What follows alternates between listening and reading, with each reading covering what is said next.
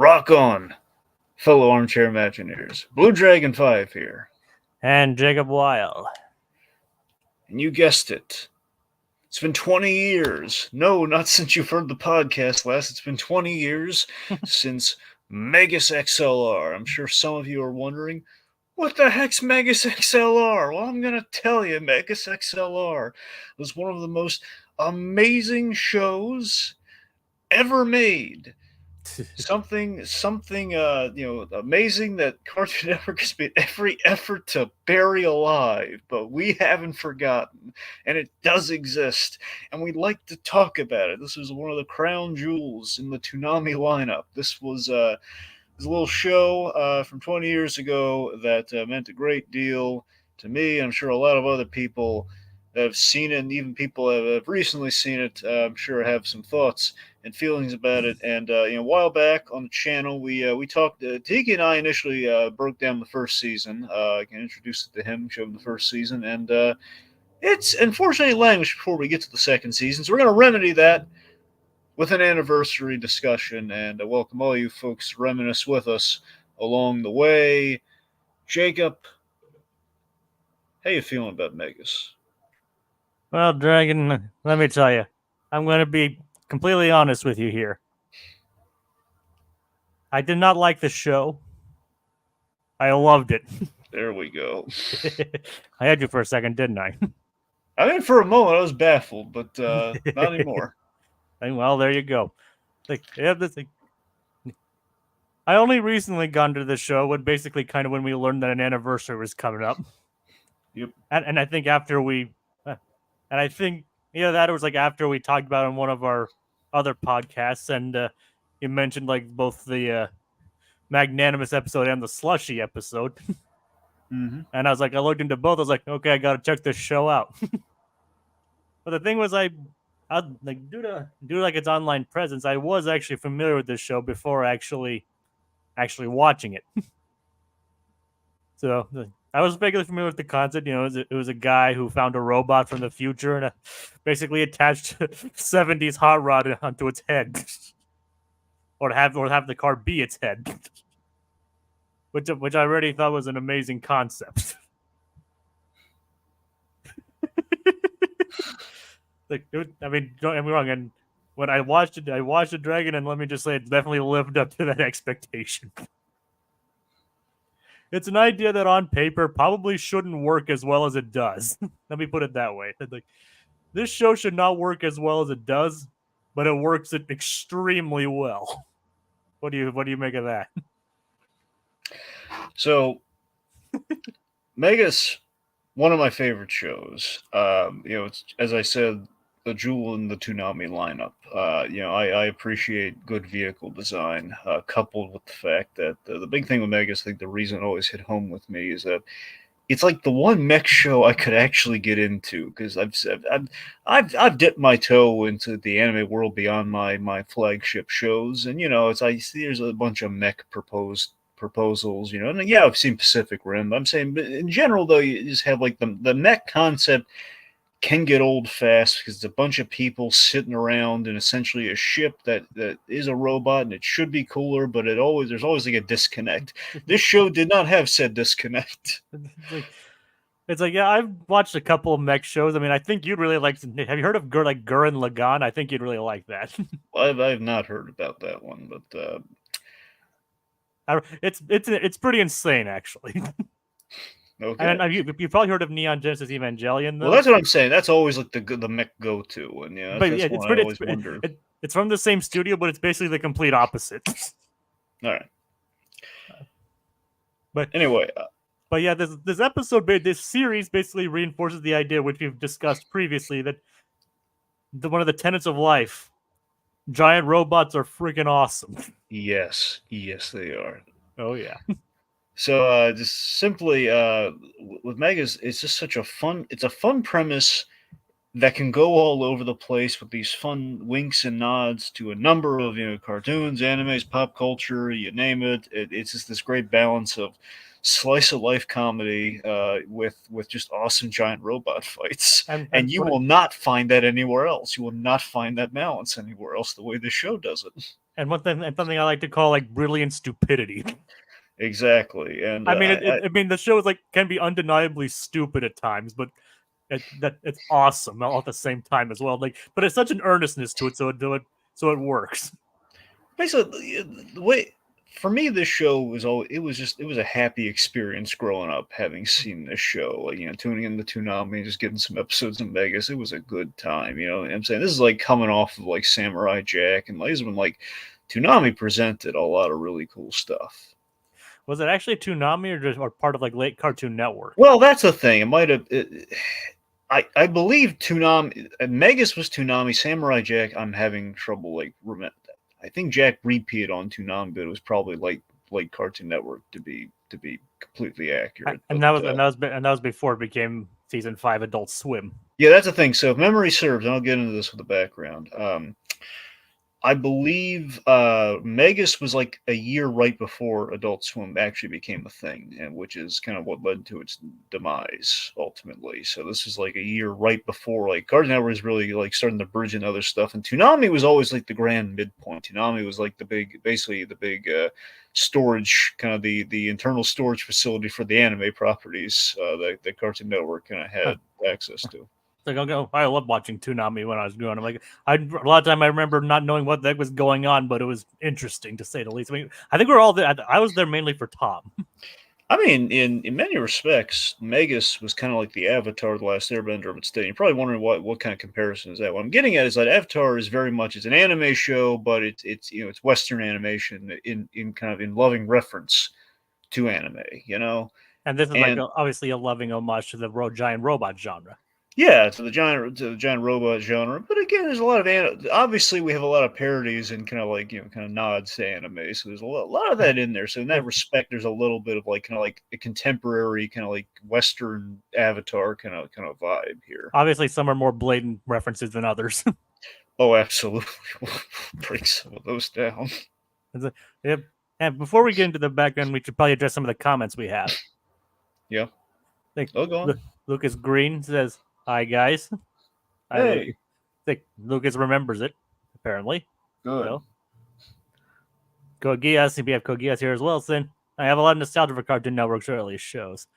It's interesting how Cartoon Network quickly abandoned Megas XLR, but over the years, I've heard a lot of people fondly talk about it. Yeah." Well, that's the thing. Anyone who's seen it is going to fall madly in love with it, but they have to have seen it. And the thing is, here's the thing, PSA, it actually is available to buy on like Apple TV, like iTunes and things like that. So it is technically available.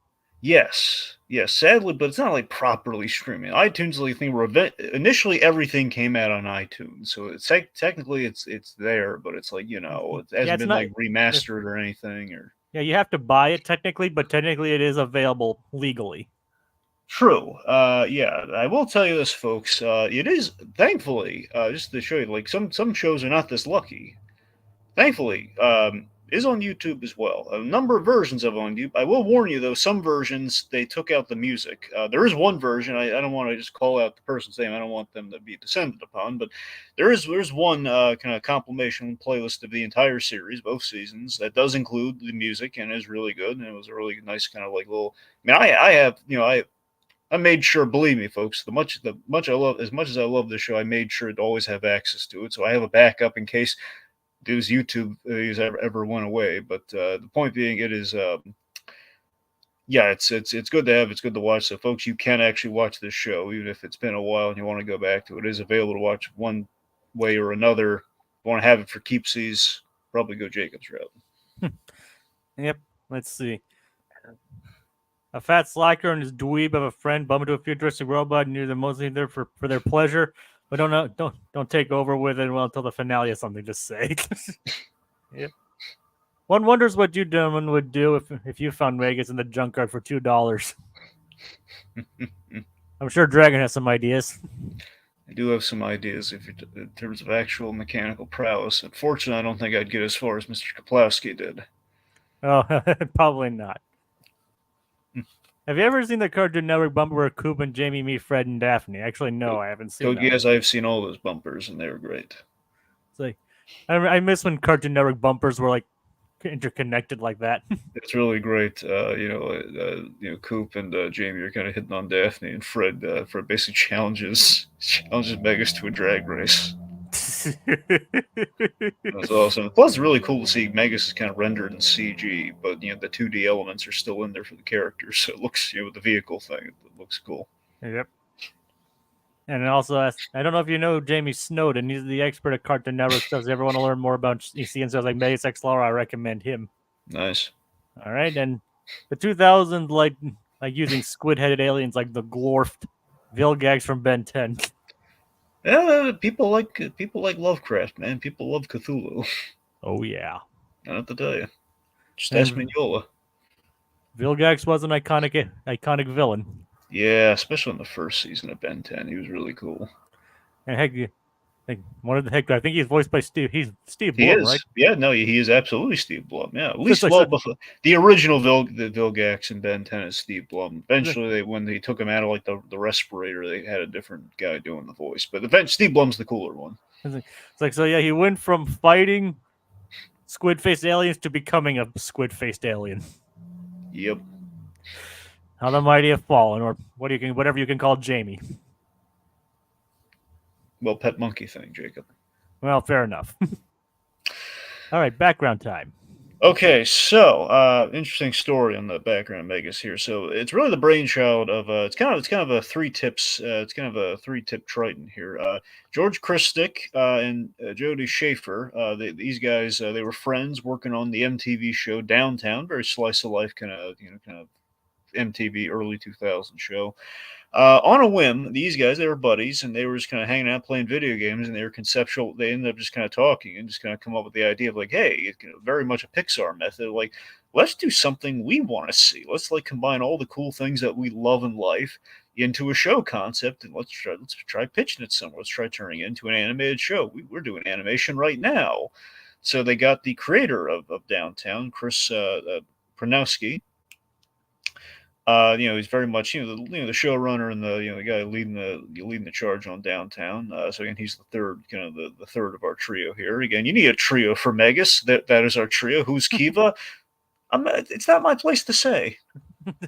Like he also like co-founded the animation studio Titmouse, right? Well, yeah, that's what I was about to get to. So he was the director on that, but he also he ran Titmouse Studios, which I believe is still in operation. Yeah, it's still in operation. I don't know if they rebranded the name or anything, but it's still Titmouse. Yeah, it's still Titmouse. Anyway, so basically Downtown, it was their baby. It got axed by MTV, which is a fact they made very well known.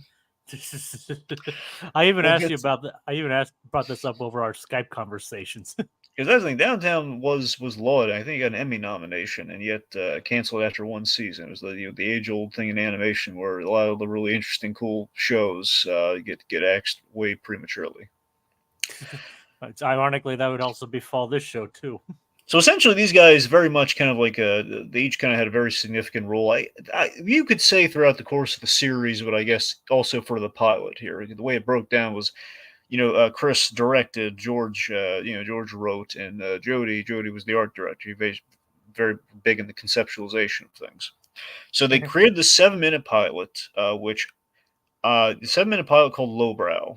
It was on. They put it on VHS. Basically, it's the core. It's a condensed version of the pilot. Pretty much take out the prologue of the first episode, and that's essentially the show was originally going to be called Lowbrow. That's why it's called Lowbrow.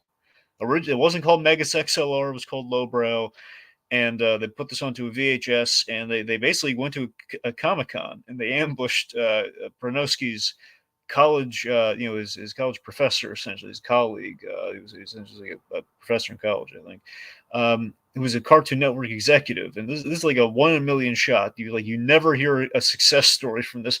They went to the convention, they gave her the tape, and she's like, okay, let's see what we can do with this. So what this executive did is she got him a spot in the big cartoon weekend Summerfest. So this is like, I know you remember this. Basically, it was kind of like Oh Yeah Cartoons. It was kind of like Nickelodeon had. It was very much kind of like a pilot. It's kind of like a pilot program. Essentially, They air a bunch of shorts. You tell them, Jacob. It's like it's basic. A couple shows, a couple of their shows actually came from similar programs like this, but like basically they aired like a bunch of like shorts based on like and basically people could vote on what they would like to see become a full series. Mm-hmm. I mean, like Now, shows like Dexter's Laboratory, Powerpuff Girls, and even like Kids Next Door stem from these shows, stem from these things. which I gotta be honest, man. I wish we would bring this back because I do love just the interactive kind of quality about that. Like if there's like some sort of voting thing, especially now, this feels like that'd be really interesting to bring something like that back. Like people could vote on the pilots. And like, do they? Cartoon Network really doesn't do that much anymore. No. I think it's non-existent anymore. But I don't know. I don't think they've ever. Honestly, I don't think they have the viewership anymore. I don't think they could even do it if they wanted to. I think they still have like shorts programs, but I think that's just more like, okay, pitch a concept in the form of a short. Yeah, I mean, don't get me wrong. We've seen some pilots. Like the last time we had like a pilot thing like this, or at least tantamount to this, was Infinity Train. We saw the pilot for Infinity Train. Yeah. I forget how the voting process went on that, but I mean, it was aired and it was seen and did develop into something. So, and people are like, turn this into a series, Cartoon Network. so I mean, they're kind of that's what I'm saying. Like, it'd be nice if it was like kind of like a like call the 900 number to get Jason Todd living or dead sort of thing. I kind of wish it was like that, but Anyway, especially considering how widespread, like how much the internet works a lot faster now. I mean, it would be even more prevalent. That's what I mean, like polls and stuff. Yeah, just like I was like, okay, what like they can even like just do it on a website or whatever. Yeah, on their own website, like vote for a new series. Anyway, so this is in 2002. They have they have the Cartoon Weekend Summerfest. Now, fun fact: the network from the beginning, despite our helpful executive here, network who's pretty much, even if she was like on the more of the network side, here is very much like doing a favor for a friend sort of thing. Anyway, if I remember correctly, they did not want this show to win. No, they did not. They basically, I don't know if it was just put in there as a courtesy, like because like the whole like Pronowski was like their pupil or like your colleague, but it was like, hey, we'll put it in the lineup and people will vote for it, and they're going to really hope that it does not test well because they knew it was going to be an expensive show if it were made based on that pilot, which Titmouse did the animation for the pilot. Based on the pilot and the opening sequence for Megas, that's all Titmouse, and Titmouse has gone on to do stuff like. The opening for Avatar: The Last Airbender, did the pilot for The Amazing Screw-On Head, the Mike Mignola adaptation. And also, they're still working, doing stuff like the the MCU shows when we have like the 2D animated segments, like like Miss Minutes and the Miss Minutes film at the top of Loki, and the WandaVision opening, like the '60s cartoon for WandaVision. That was Titmouse. Nice. WandaVision, that was them. That's pretty cool. I know, right? Anyway, point being, networks were hoping it would not get picked up because it would be an expensive project. But again, anyone who watches the show, they're going to be blown away by, oh my God, how do we not make this into a show? And it's like, oh no.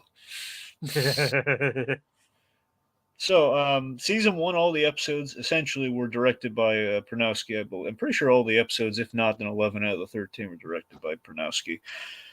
So let's see. So again, the show, it did here, contrary to popular belief, unlike a lot of shows, Megas did get really good ratings, decent to good ratings. Like it did not tank in ratings as to why it was canceled prematurely. It was big on Toonami, for usually the axing thing is like it didn't sell enough toys, but apparently this is really funny. I found this out. I've not been able to find the full commercial, but the guys behind the show, they made this adorable and hilarious self-made commercial basically pitching the network on making Megas XLR toys. They sculpted these models of these prototype toys for Megas and the Glorf, and it was really cool. And basically they were playing around with them, and it's like, this is insane, awesome toy commercial. I've only seen a few pieces of it. But essentially, it was like their pitch to Cartoon Network, were like, "Hey, give Megas toys," and they didn't. they did not. So here's why. You're probably wondering why, and why does the show get canceled unceremoniously when there's no reason to cancel the show when it's doing well? Here's why. So in 2004, there were two. They had two other shows that were doing really well and getting a lot of traction, really popular with the younger demographic. You had Teen Titans, the original one, the better one, and Ben 10, the original Ben 10. And again, these were more like a kids demographic that could also, in theory, sell toys, but also just, wouldn't appeal to basically this really unique Toonami demographic. I mean, to be fair though, that is very good stiff competition. It is stiff competition, yes, but I mean, both of those shows are great. but I would point you to the Nickelodeon model where they launched for like three very different shows for three very different demographics, and look where it Yeah. went. Yep. So that said, again, the main nail in the coffin here was, as I kind of alluded to earlier, this is like a year before Adult Swim. Had Adult Swim been around, Megas very likely would have lasted longer. Minimum 4 seasons, it would have gone And, probably and it didn't even probably wouldn't have even had to change anything. exactly. Anyway, so Cartoon Network, they basically they kind of pulled a freakazoid on it. They moved it to the graveyard shift, and basically, well, now mind you, they didn't go this far freakazoid, but let's just say, sorry, well, not specifically Cartoon Network on the freakazoid side of things, but let's just say the Cartoon Network did this thing in animation, which is like it's a really shady move you can do, where they moved to the graveyard shift so it would not get viewership, so they would have the excuse of like getting bad viewership, so they could pull it, and then ultimately what they really we found out years later was confirmed in I think 2014 by the creators that the show was turned into a tax write-off. Basically, a now sadly more common practice by Warner Brothers. It was basically deemed a tax write-off, and what that means, I guess, legalese wise, is that, and again, I keep meaning to consult our lawyer about this, but like, from what we've been told, from what we understand, it's that the show can't properly be streamed or marketed, or like they can't officially make money off this. The iTunes thing is like a loophole. The iTunes thing that was like something done before, probably. It was like officially deemed a tax write-off would be my guess. But that's a wild guess, or somehow it slipped through the crack. But essentially, the show can't be rebooted, or the rights can't go back to the creators so they can do stuff with it, unless Cartoon Network was feeling really generous, or unless Warner Bros. Zaslav was feeling really generous, which we know is not going to be the case. So sadly, the show's indefinitely in limbo. It's never gonna be able to legally ever get a release, or like properly, or be kind of brought about or resurrected. Yeah. Which is kind of strange that it's like I thought I heard it was like it was out of that kind of limbo thing, but I'm not entirely sure of how that would work. Well, even if it's out of limbo, it's a long ways off from like. There was talk of like initially they tried doing a game for Megas, but apparently it still falls into the same like similar issue. Which is a kind of a shame, really. Yeah, it's indeed. I guess lastly, I mean, speaking of the write-offs, I mean, at least there's still hope for the Coyote versus Acme movie to come out. well, Jake, not as much hope as there once was, but I know, but I mean, but there is like still it's not officially gone yet. That's all I'm that saying. that's true. I'm holding on to whatever I can. That's true. I mean, even if the movie's bad, we still need it. We at least deserve to see it. Yeah. But as you were saying, Honestly, a part of me wishes one of two things would happen for Megas. I saw someone did this amazing animation recently. It basically was like, what if the Megas mech worked like like one of these, essentially like Voltron. I'm sure that there's a more accurate term. Remember Transitron from Toy Story of Terror, like the robot that like it's many vehicles that then assembles into the one vehicle, into yeah, the one mech. yeah, like Voltron. Well, so literally like Voltron then. Okay, so Transitron literally is, but okay, so I'm sorry. When I think Voltron, I'm thinking of like like the vehicles kind of flying together. But yes, I mean, it's kind of still. I mean, combining robots have been a thing for years. well, I know it's been a thing for you, Voltron. I just want to make sure. I didn't know if it was like there was a more exact thing than Voltron, but essentially Voltron. Again, let's just say it's basically what if Megas assembled like Voltron.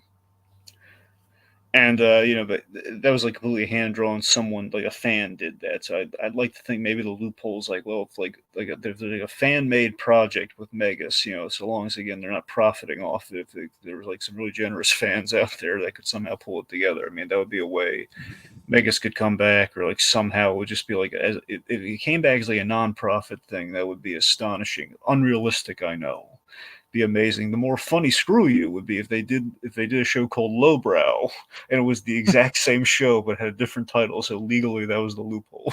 That would be funny. That'd be hilarious. Anyway, um, I mean, heck, Voltron was even referenced in this show too.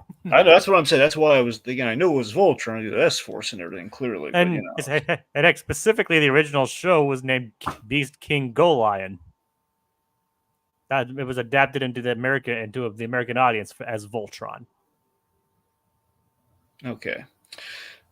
Hey, Anyway, hey! I want to share my interesting tidbits too. Yeah. All right, so do you want to get into season 1 then? Yes. Let's talk season 1. Season 1. Okay, so basically, folks, what we're gonna do here is we're gonna reminisce on some of the really special episodes. But again, you have anything you want to bring up, like let us know. I mean, let's just try to keep it season 1, season 2 at the moment if we can. But point being, we'll bring it up. So rev up your engines and grab your mega slushies. Yep. So Tess, we got to talk about the pilot. The pilot kind of, I think the pilot's so solid, man. Even though it's based off that 7 minutes, and they just kind of wove that into the episode. It's that pilot tells you everything you need to know. It has like the Brad Bird fantastic and the mundane balance. You have the fantastic and you have the mundane. We have this epic space battle in like 3037. Kiva, she steals like the Avatar mech prototype from the Glorf, gets separated from it as it gets sent hurtling back in time way too far to 2004 New Jersey in a big old junk pile at one goat scrapyard. Who, as you mentioned, is a returning character from downtown. Yes, and even more of a fun fact here. Scott Reinecker is the voice of Goat, and basically he's a friend of the creators in real life who was from downtown. Essentially, that character's just modeled after him. Period. It's the same facial hair. Like Goat has like the same facial as this guy. I imagine maybe in his youth he had longer hair. So yeah, that guy is essentially he's like a real life character, like a friend, like a friend of theirs adapted into downtown, who was then adapted into Megas. And fun fact, if you ever look in the credits, Goat is credited as himself. Like early on, he was like credited as Go, but in certain ones, he's credited as himself. Yeah.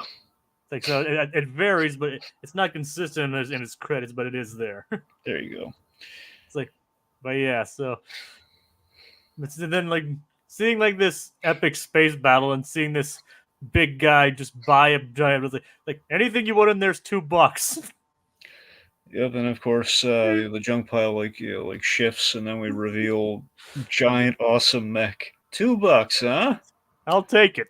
Oh, Fun man. fact is, it's even funnier when you speculate. Coop didn't even pay him his $2. Yep. like $2, huh? I'll take it.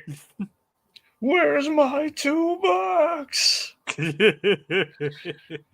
So just so like, I can only imagine like Goat like hey, what's that doing there? This is like he would not notice the fact that a giant robot is under his junk pile for several years. Since the 50s, it sounds like. Yeah. For 50 years, that giant robot was there and no one even noticed. Yep.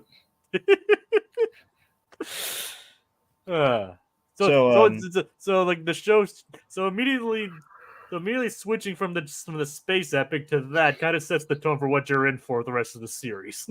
Exactly. So Coop, just Jersey boy slacker, just so much. David DeLuise knocks it out of the park with him. The son of Dom DeLuise. Yeah, but it's like you can tell he's having a blast doing this. And again, Coop, just the charm of Coop is that he's ever lovable. He's this idiot savant pilot.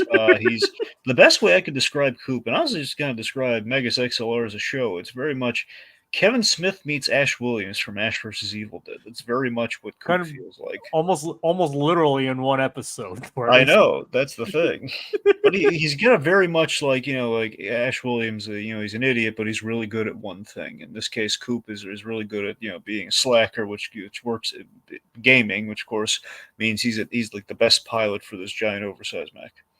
somehow he's able to. Yeah, he may be a slagger and a bit of an idiot, but he was able to be able to attach a car with a console into a giant robot. That's the thing. I like that I like that he's. I love that we saw that he did like customize Megas and he did like everything on the inside. Like it wasn't just like a paint. He didn't just like slap a paint job onto it. Like he did actually put in the work. It's like when it's important, you make time. Sort of philosophy. It's like the idea of like a slacker is that they will work really hard not to do actual work. Where it's like I mean, he will give his all for the side project. I mean, heck, even Bill Gates was like hire lazy people. They find ways to do things easier. Exactly. It's like and it's like yeah, seriously, this good. He could have probably made it as a really good mechanic if he wasn't so freaking lazy.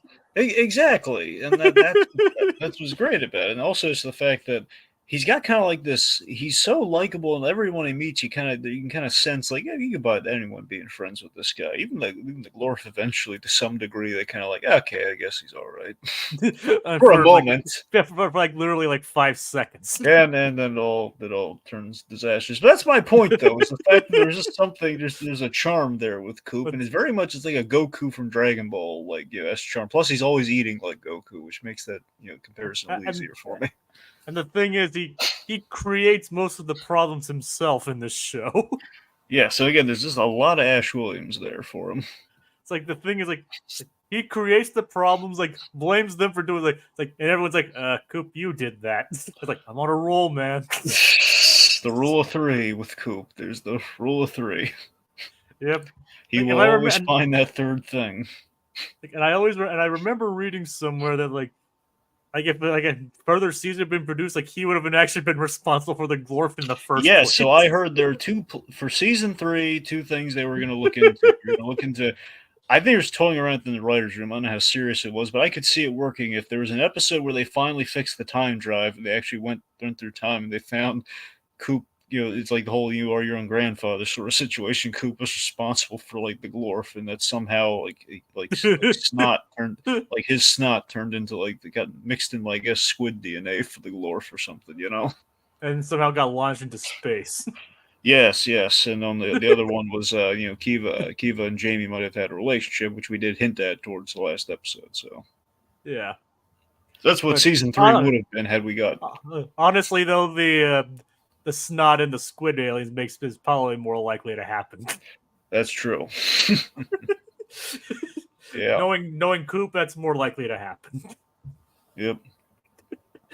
So yeah, it's like, so speaking of Jamie, we can talk about how his best friend is voiced by the one and only Steve Blum too. God bless Steve Blum, man. Oh, he's so wonderful. It's like when I heard I've heard like Steve Blum and a lot of other stuff because he's basically in everything. But I mean, let's face it, like the second alongside Hugh Jackman, the definitive Wolverine, it's Steve Blum. It's like he even had like experience in anime too. He was like, yeah, I think he was Spike and yeah, no, that's the big thing. That's his biggest thing though. Spike from Cowboy Bebop. Yeah, it's like, and like among all these other things, like obviously Wolverine, as you mentioned, Amon, and then from Legend of Korra. Yeah, and then Jamie. Yep. Apparently, he remembers the show very fondly.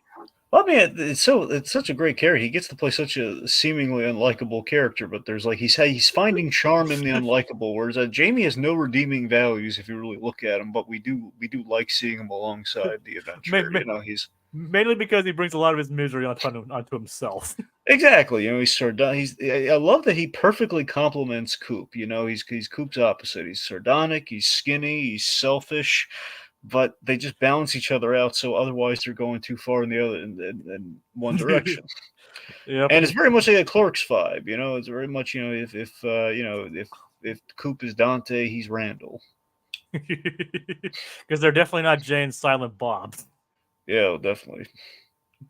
They're pretty much the exact opposite I of mean, James. Jimmy's slightly kind of dresses like Jay, but that's about as close as it gets. Yeah, and Maybe Coop they is dress definitely like maybe they dress like Jay and Silent Bob. That's as far as it goes. and Coop is definitely not silent. Oh God, no. Well, then again, if he's more Kevin Smith than Silent Bob. He's very chatty like Kevin Smith. Well, that is true. So, like, speaking of an anime pedigree, also from Cowboy Bebop, we have Wendy Lee as Kiva. Yes, yeah, of course, very much the straight woman here. She represents the plot in our slice of life show. Just the whole reminder, of, like I'm trying to get back to the future. I'm trying to save.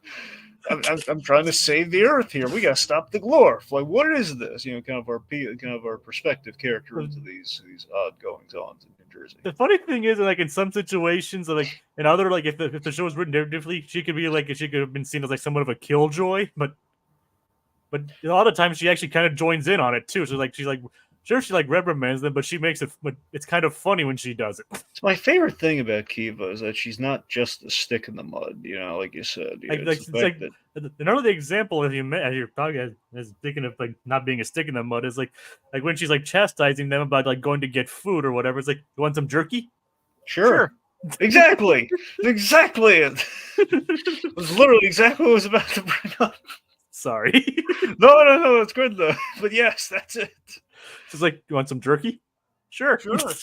It's like, yeah, she's getting it. She's acclimating to Earth culture or modern Earth culture. Another thing, she's stuck with these two knuckleheads, but she does. You get the sense she takes a liking to him. Like she softens to Jamie. And I get a sense she does respect Coop. I think on some level, she's. It's like she at first she like barely tolerates them.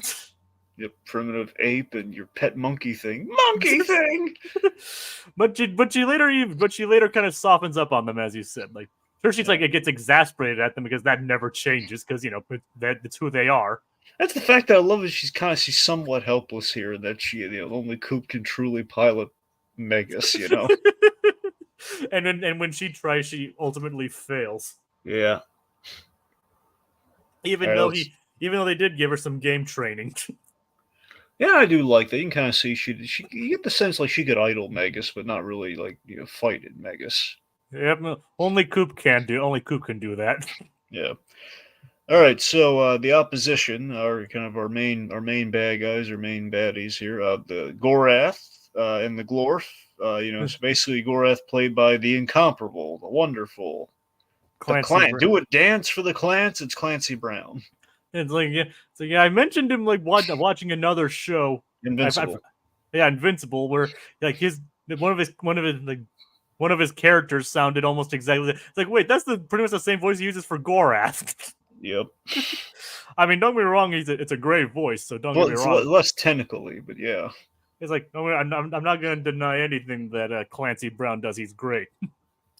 Yep, but I love the difference there. Like General Krieg from Invincible, that guy's more calculated and calm. Where Gorath is just he's always in a bad mood. He's just never like it's like a guy who thinks he has superior. I love that Gorath thinks he's superior, but he's really just he's just an angry tyrant. I don't think he has like an indoor voice. Like I think he's always like is it either his volumes are either at 9 or 10.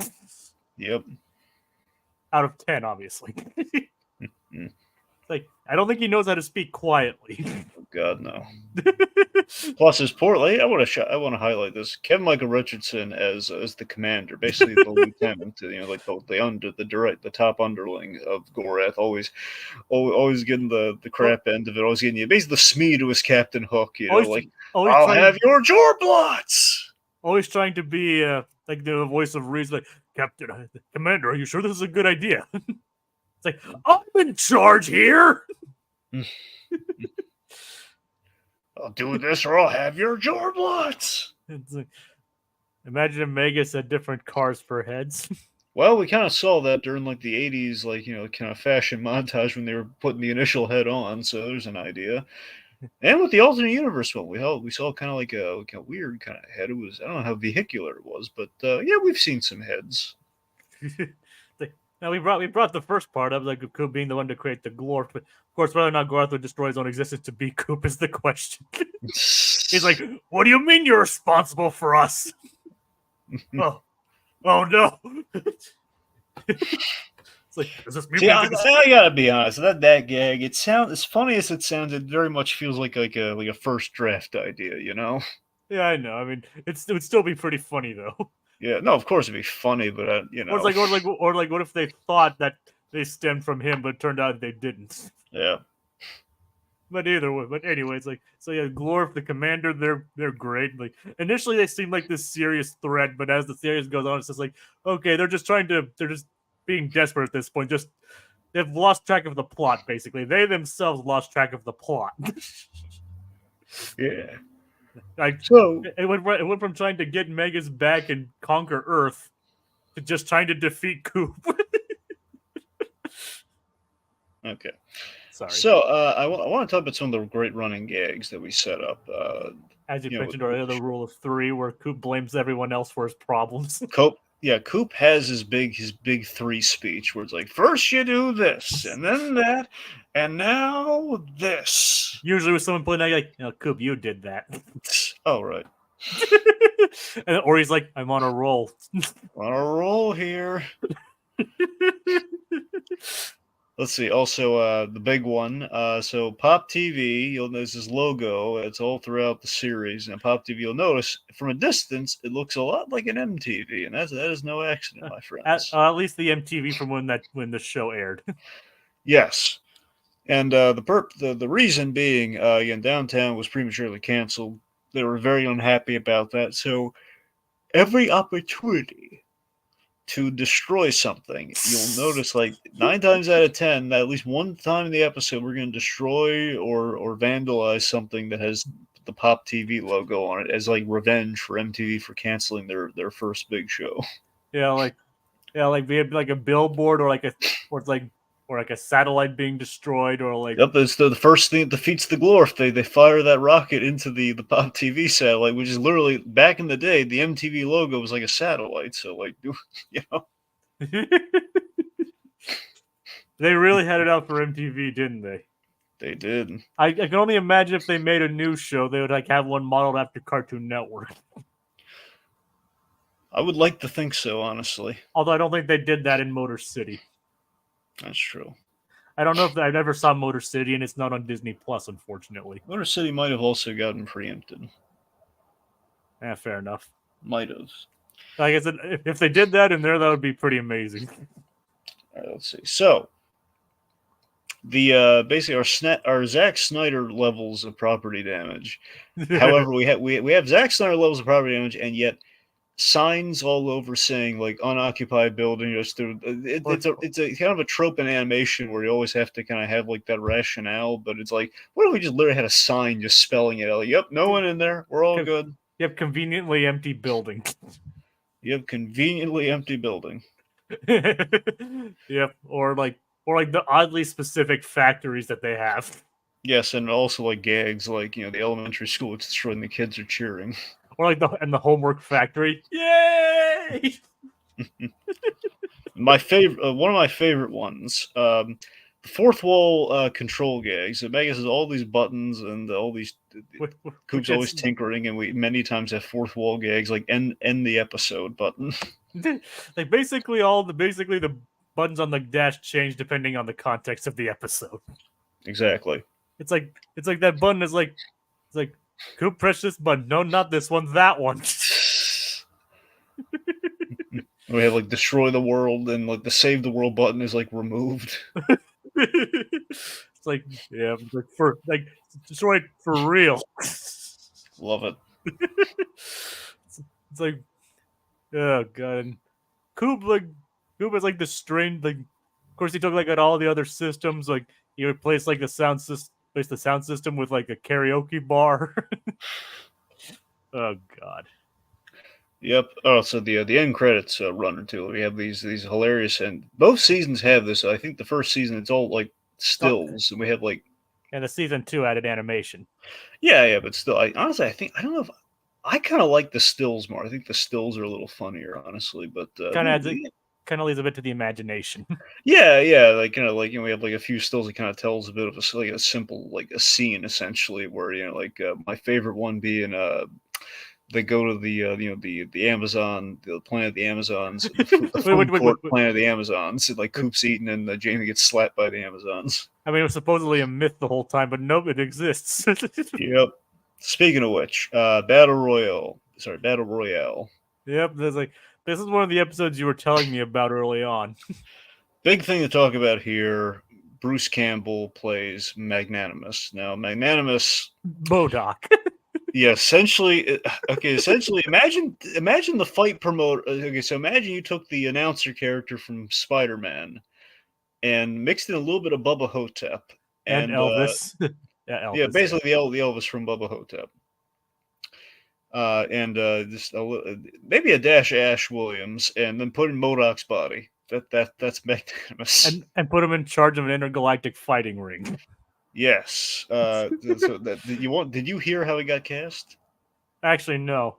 It's really funny. So they again, like they did like 9 times out of 10, this would never work. They were trying to get in touch with Bruce Campbell's people, would not put him through. So I believe it was Chris Bernotsky. He went to a convention, like no, not convention. He went to a screening of Bubba Hotep. And they did like a Q&A afterwards, and he basically during the Q&A he begged them to be on the show, and he said he gave him like the number for his agent, and they made it happen. Isn't that insane? Yeah, it worked twice. Yes. Damn. Again, all their luck. They were so lucky at during the show until the end. All the luck ran out at the end. That's insane. All right, let's see. So anyway, so yeah, what we have here, so we basically have our Modoc-esque fight promoter here. Is like, hey, go to the the GGCF. Yeah, and Yep. basically, it's early. It's obvious early on that the fight is rigged, and that everything's gonna be rigged in his favor. Yeah, so Coop, and this is a nice character thing with Coop. Coop doesn't like cheating. You know, he wants to. You know, he doesn't appreciate Magnanimous cheating. He refuses to take a dive.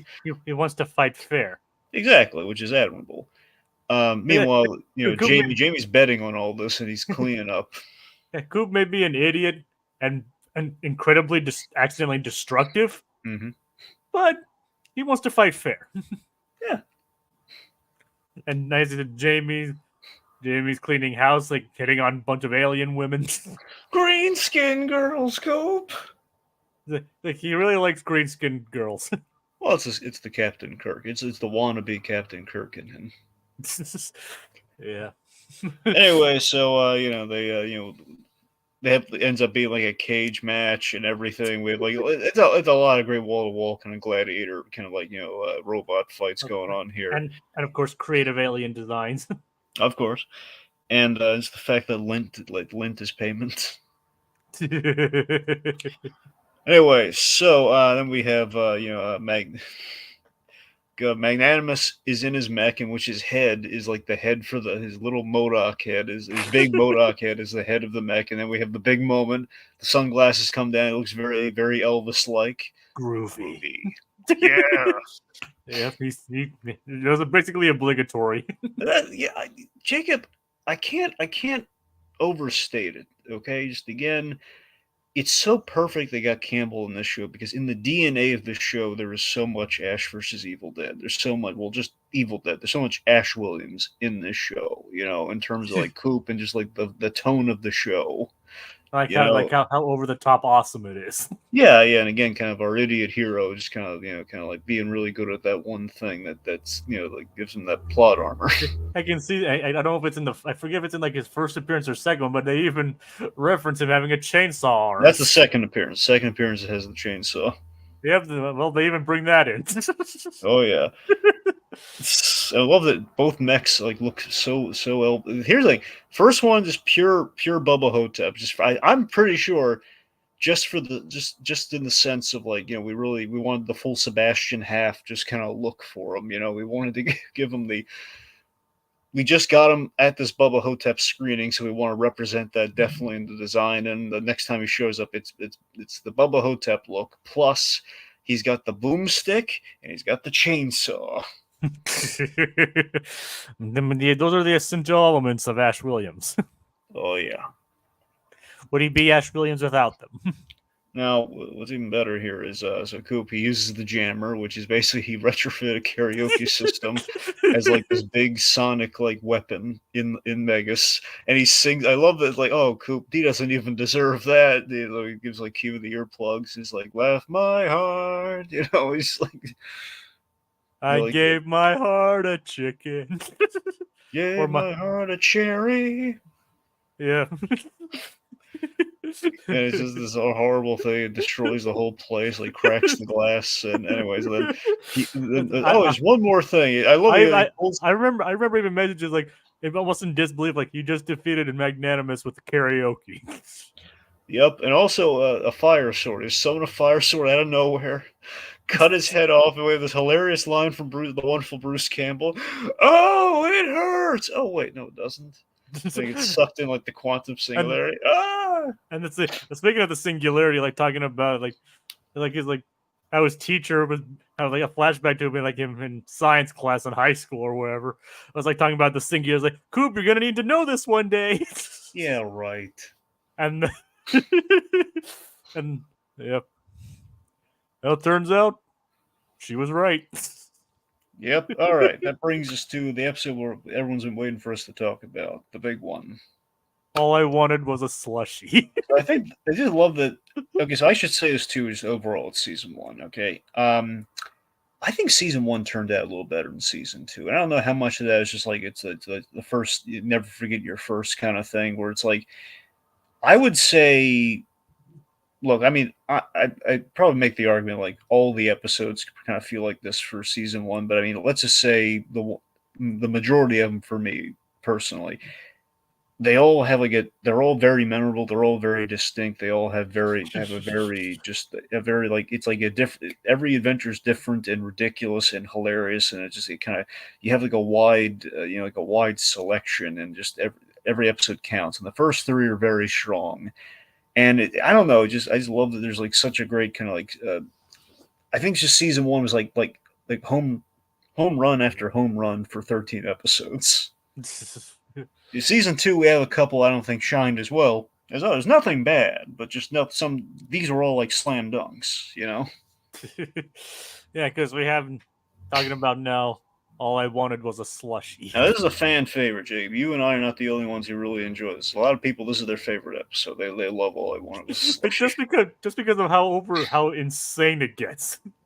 So, okay, so there's a heat wave in Jersey, and Coop, all he wants right now is just a mega slush.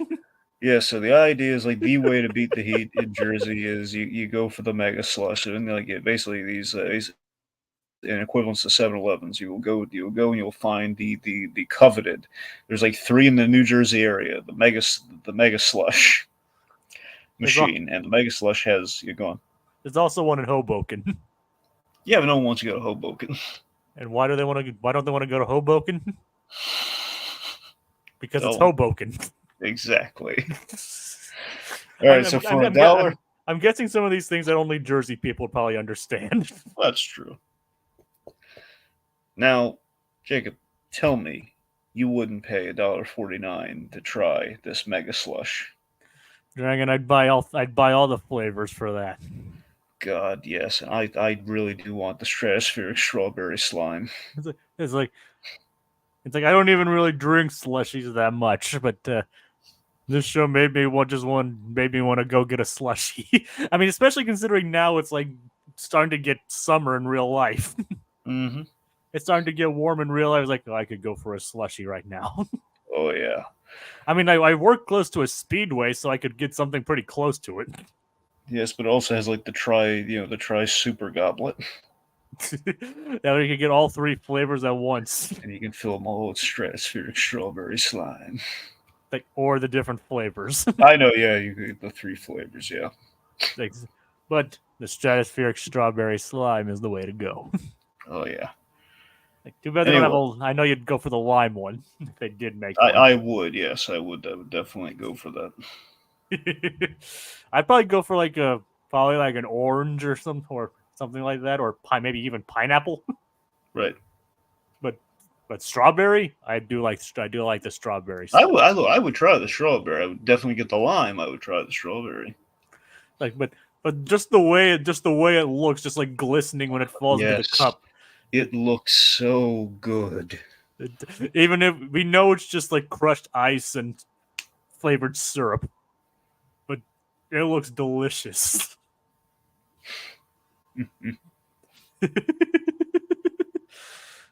It's like, oh, we have Little Blue. I don't think I've ever heard of this until now because of you guys, but overall, happy 20th anniversary. Thanks. Find some way to watch it, Little Blue. I think you really like it. Well, again, if all else fails, it's on YouTube. Just find the one that has the music in it. Yep. So, yeah.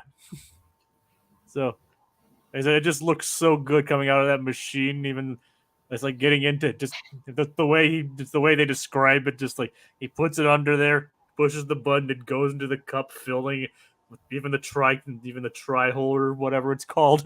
Yep, it overflows. Oh, it looks so good. Oh yeah. And Anyway, waiting in line in the heat for it. Yep. Okay, And so then Coop just wants this Mega Slush. He finally gets it, and the moment he's about to like just take it out of the thing, the Regis attacks. Now, Jacob, what is the Regis? Well, the Regis is this like ever evolving machine, that basically adapts to whatever's thrown at it. It's basically John Peters' worst nightmare. It's Kevin Smith's worst nightmare. It's a giant mechanical spider. It's basically a mechanical spider that evolves as you fight it. with the voice of Michael Dorn, which is so freaking cool. Yeah, I didn't even realize that was Michael Dorn. It's Michael. Yeah. It's I Am Weasel, kids. It's who's coming out to kill you. Like, I am Weasel. Yep, I am Regis. And I love the music that plays. Like just the operatic like Doom music. Even playing very early when he's just like barely a speck. Exactly. He's going basically every target he gets, he absorbs like matter and metal, and he becomes bigger and badder. And of course, he even took the Mega Slush. Oh yeah. By the way, thank goodness he did, because that's the only reason it survived. Yeah.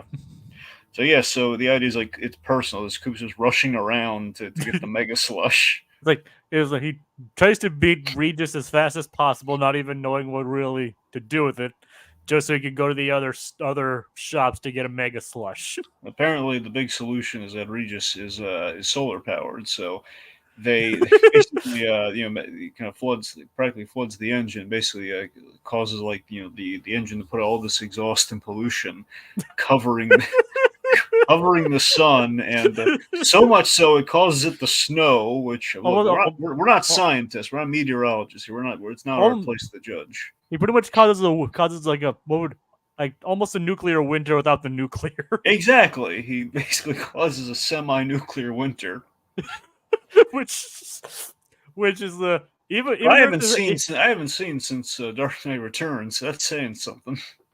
Even this, it's like even at this time they were fully aware of like some of the stuff that does for the environment, and they still played it up for that.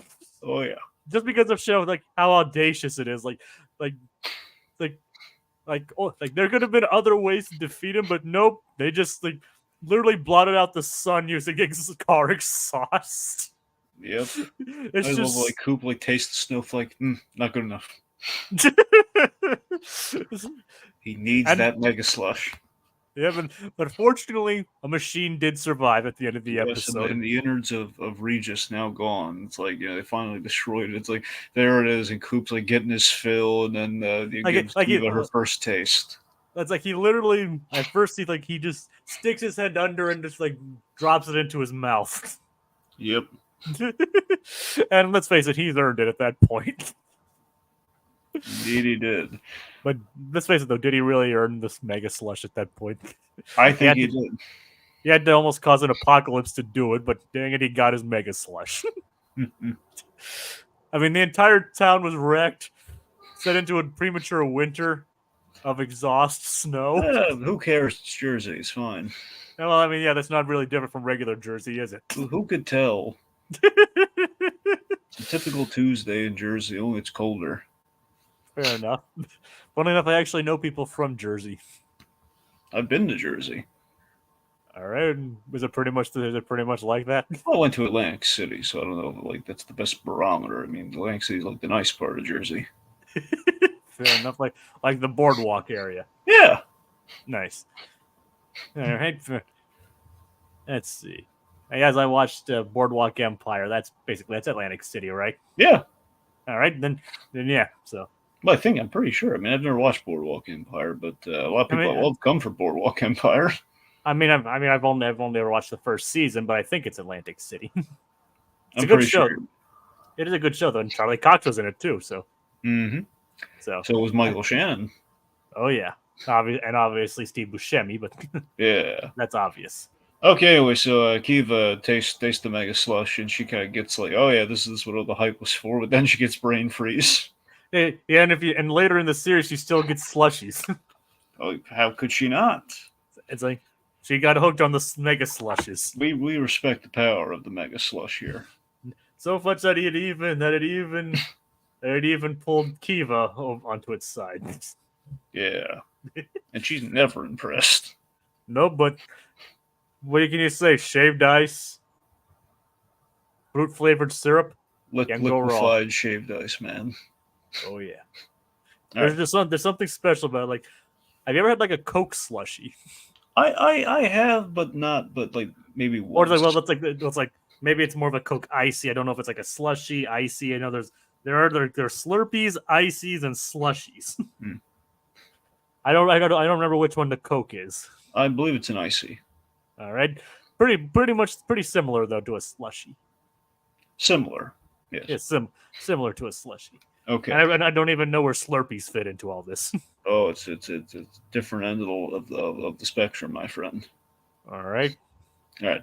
So, the Fat and the Furious. This is the car show episode. You know, we have some car show shenanigans and meet some of the other kind of New Jerseyites. I mean, heck, Cooper's worried that that Megas isn't good enough for the show. Which is hilarious, and just, we have like he's in like the ultra modified category. It's like, does it fit? Well, technically, it does have a car. You're Yep. in. We meet Tiny, meet Tiny, but Kevin Richardson playing him. Just like his other car enthusiast pal, kind of his rival here, friendly rival. Yep. I love that Coot doesn't truly have enemies except for the Glorf and obviously the people that like on the Earth he doesn't really have enemies. Now, like everybody knows who he is. Yeah, He's like he's almost he's not like a local celebrity, but everybody knows who he is. Yeah. I mean, but and obviously, and considering how often he destroys the city. I love that no one ever holds that against him too. It's like he destroys the city, no one's ever mad at him for doing it. Like literally, when he destroyed the parade, it's like best parade ever. It's like yep. It's like he makes things interesting around there. So the big obviously we have some great car show shenanigans, which are a lot of fun. Like the whole like the like pulling the truck pull thing, where instead of like his car, he basically Megas. You think Megas has in the bag, just rips off the fender. Yep. And of all things, accidentally creates a giant cheese monster. Yep. Anyway, so in doing so, in creating the giant cheese monster, the CPU is out of whack, and the central processing unit. And basically, the adventure here is the Glorf are attacking at the car show, but Megas is indisposed while the CPU core is needing repairs. This great sequence where they're playing hot potato while Kiva's trying to repair it. We have a big Ash Williams moment here. They succeed. It's fixed. They just gotta put it in Megas, and what does Coop do? He spikes it like a football. Then breaks it entirely. God, so just hysterical. That's why I love this show. It's like there's your matchstick moment right there. We're all good. Just gonna put it in there, and then Coop spikes the ball. It's like, and they're like, if I remember correctly, they all like face palmed at that. Yep. So then we have our third act here, which is I love when we do this sort of stuff in the show where we have like these. I love the world building of Megas or of the mech where. We go to manual. The idea there's a manual mode for Megas. It's not ideal because of Coop's physical status, but there is a manual. There's a manual, basically an equivalent to the Power Glove. But if they ever brought Megas back, they'd have to do some of the Power Glove. Probably. So essentially, you can drive Megas via Dance Dance Revolution without the weapons. Basically, you can Coop plays this plays Dance Dance Revolution, and he's kind of And controlling Megas linked with his movements, but he gets pooped too fast. like to this catchy J-pop s song. Yeah, I don't know what the actual song is, but it's like this J-pop style song. yeah. Anyway, so just hilarious. Again, I love that it works, but Coop gets too exhausted, so it's like, yeah, it's not a viable solution here. Too bad either Jamie or Kiva couldn't do anything with that one. Nope. Yeah.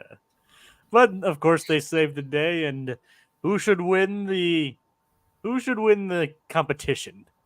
Kiva, she saved their bacon. Yep, they gave it yep, she was surprised that she won, but she earned it. I love that the cavalry helped save the day. All the car show guys helped save the day with their own modified vehicles. Yep, and they all decided to give Kiva the award basically for being able to do all the fixing and Undo Coop's damage. pretty much, yeah. Which even Coop is like yeah, even Coop was glad that she won. All right, so breakout. This is the basically we have the Phantom Zone as a video game cartridge. So I love that. I love it so much. That Coop buys this game cartridge. This happens to be like a Phantom Zone prison. It's like you'll be in there for millions of years, and no one unless they're a giant idiot can free that. Or something along those lines. And Coop's on a mission to play this game, so he basically finds the right fight. He kind of finagles like an 8-track player to work as a console, and he unleashes it. First, like trying analogs like the NES, PS, PlayStation, things like that. Yep. Anyway, so basically it beams out. We have this world ender. So he thought it was like a game at first. Gurkek, I think is what his name was. Yeah. Girl kicked the planet destroyer. The Planet killer. Yes. Yeah. Who's then eventually released the whole prison's worth of, and then breaks the cartridge. Of course. So Coop ends up, he basically balls them all up, throws them in the ocean, causes a tsunami. As you do. Oh yeah, of course. And thankfully, it puts out the planet killer, and what to do with the planet killer after he's shrunken down to size. Well, put it into that little elf game. Yep, love those LERP 7. Yeah, it's like it's clear. It's also clear that the creators of the show are not fans of the Smurfs. Nope. Until even as later on when you see like a dimension full of them, and there are these crazy monster things. Yeah, like gremlins. Yeah, pretty much. All right, let's see. Dude, where's my head? Just not a lot on this one. Just we get a little inside the Coop and Jamie's friendship, where Coop lets Jamie borrow the head of the cars, borrow the head of the mech, essentially. And which turns out to be a bad idea because Gorath comes back. Yep, to impress Seth MacFarlane's sister. Rachel McFarlane. Yep, to impress a girl. We see that we have this hilarious montage where we see Jamie's not a good friend to Coop, where he's just like always like, haven't I always been there for him? It's like the movies. The kicker is that Jamie didn't even show up to his own birthday party. That's so funny to me. Just the fact that, like, do you think Coop threw him the party, or do you think he just like he was supposed to be his own birthday party, just never showed up? I think whatever one's funnier. Yeah, it's like happy birthday, Coop. Happy birthday, Jamie, and Coop's the only one celebrating the birthday. And I love that after he gives him the keys, we kind of linger on a shot there where like Coop's alone now. But again, Coop, good friend here. Good friend. He's letting him borrow the car, and Jamie doesn't deserve him. No, he doesn't. Anyway, let's see. So basically, the whole plot of this one is the Glorf. We do kind of a Mecha Godzilla plot with Megas, which I as a I do instinctively love Mecha Godzilla, so I was like, yeah, that's ridiculously cool. Um, I love the idea like they don't like they again it doesn't serve their needs because they don't have the car part. If they had, that's the only part they really need. They can replicate the rest. They can't replicate that part. yeah, and eventually they decide to like do something that looks like a truck, Yep. Also, which is not. it's not even just a truck. It's like the fact that it has like a Mecha Godzilla head, it has like an evil mouth and everything. Yep, it's not the same though. No, no. You can't beat the original, can you?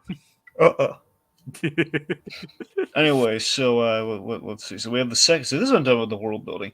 The secondary command bridge is a really. I love the idea. Like inside the chest of the mech, you have like this little makeshift. Like I think it's like I don't know if it's like a couch or a beanbag chair in the mech, with like the monitor setup. Basically, it's like Coop's living room, like Coop's basement at home, like basically inside the mech where he can basically has all like the less cool video game controllers that he can use, like the little roller ball and the dial. Oh, the dreaded dial. Oh god, I think it's I like forget if like you can use that for Pong or not. You might have been able to use the dial for Pong. I know the Pong is usually like the little joystick, but yeah. But all that reminds me of like those those computer mice that have those like balls on them. exactly. I hated those things. But also the you remember what the roller ball was also used for, right? No, Yeah, Pac-Man. Like it's like the arcade version of Pac-Man. Well, one of the arcade. Like it's the tabletop version of Pac-Man. huh, I didn't know that. Yeah, it's like at bowling alleys, they had like a Pac-Man, or basically used the rollerball for Pac-Man. No, I It's a never big, it's really. a bigger version. Like the screen's bigger. That's why it's a rollerball. It's a bigger screen. And the only thing I ever did at a bowling alley was bowl. Yes. I never played any of the arcade games while I was there. That or the bowling alleys I went to never had arcade games in them. Yeah, it wasn't. I want to be clear. It wasn't like there's like a giant arcade section. It was like it's like a little like like a little like strip of arcade games. I mean, that's fair. I mean, to be fair, I never really went to an arcade in the first place. Like it was a little. It was a. By the time I was old enough to do that kind of thing, if they were kind of left behind in the past, you know what I mean? You're making old man Coop cry, Jacob. With him with his bag on his head, his long beard. You look at him. I was like, he'd be happy now because they're making a comeback. That's true. Retro arcades are making a comeback. Yeah. So that's like so he would be happy again. Right. All right. So let's see. Anyway, so well, they have like the fun, like like the thing where Jamie's in control of Megas. Again, not very good at it. Well, yeah, he's unaware though. He's just trying to take the top down off the car. He's pushing all the buttons and doing so. You have these hilarious cuts to Gorath just reacting with this blank, like incredulous stare. Where basically he's controlling Megas from a distance. Where Jamie's making like Megas like hit himself on the head with like a metal beam, and like my favorite bit is like when Megas embeds itself into the street and is like driving, like, is like rocketing like left and right, and like, this little old lady drives like right into the crater. Oh god! It's like God, oh, I love it. This entire show is nuts. Speaking of which, we had to one of my favorite episodes. Let's talk about Bad Guy. I love that. I don't know if this is my favorite, but it's one of my favorites. I love this episode. It's like, wait, is bugging the system and TV dinner later? No, I mean we're not going through everything. I'm just saying these are the highlight. Unless you really want to talk about it, Jacob, we can't. I didn't know if we were going to go through all of them, but then no. I know it sounds like we're going through all because I love a lot of season one. That's why there's a lot of season one. Well, the TV dinner's kind of funny considering he creates basically there's almost like a Unicron-esque more kind of monster planet that eats other planets. God. And bugging the system, I thought it was just really cool because the whole ring world concept kind of thing. Oh yeah, the ring world looks great too. Yeah, and and all the bugs. But let's go on. Yeah. Bad guy. Yeah, bad guy. So bad guy. I love my favorite scene in the whole episode. It's a slice of life segment, the opening of the episode. I love not the very opening, but like the opening after the credits.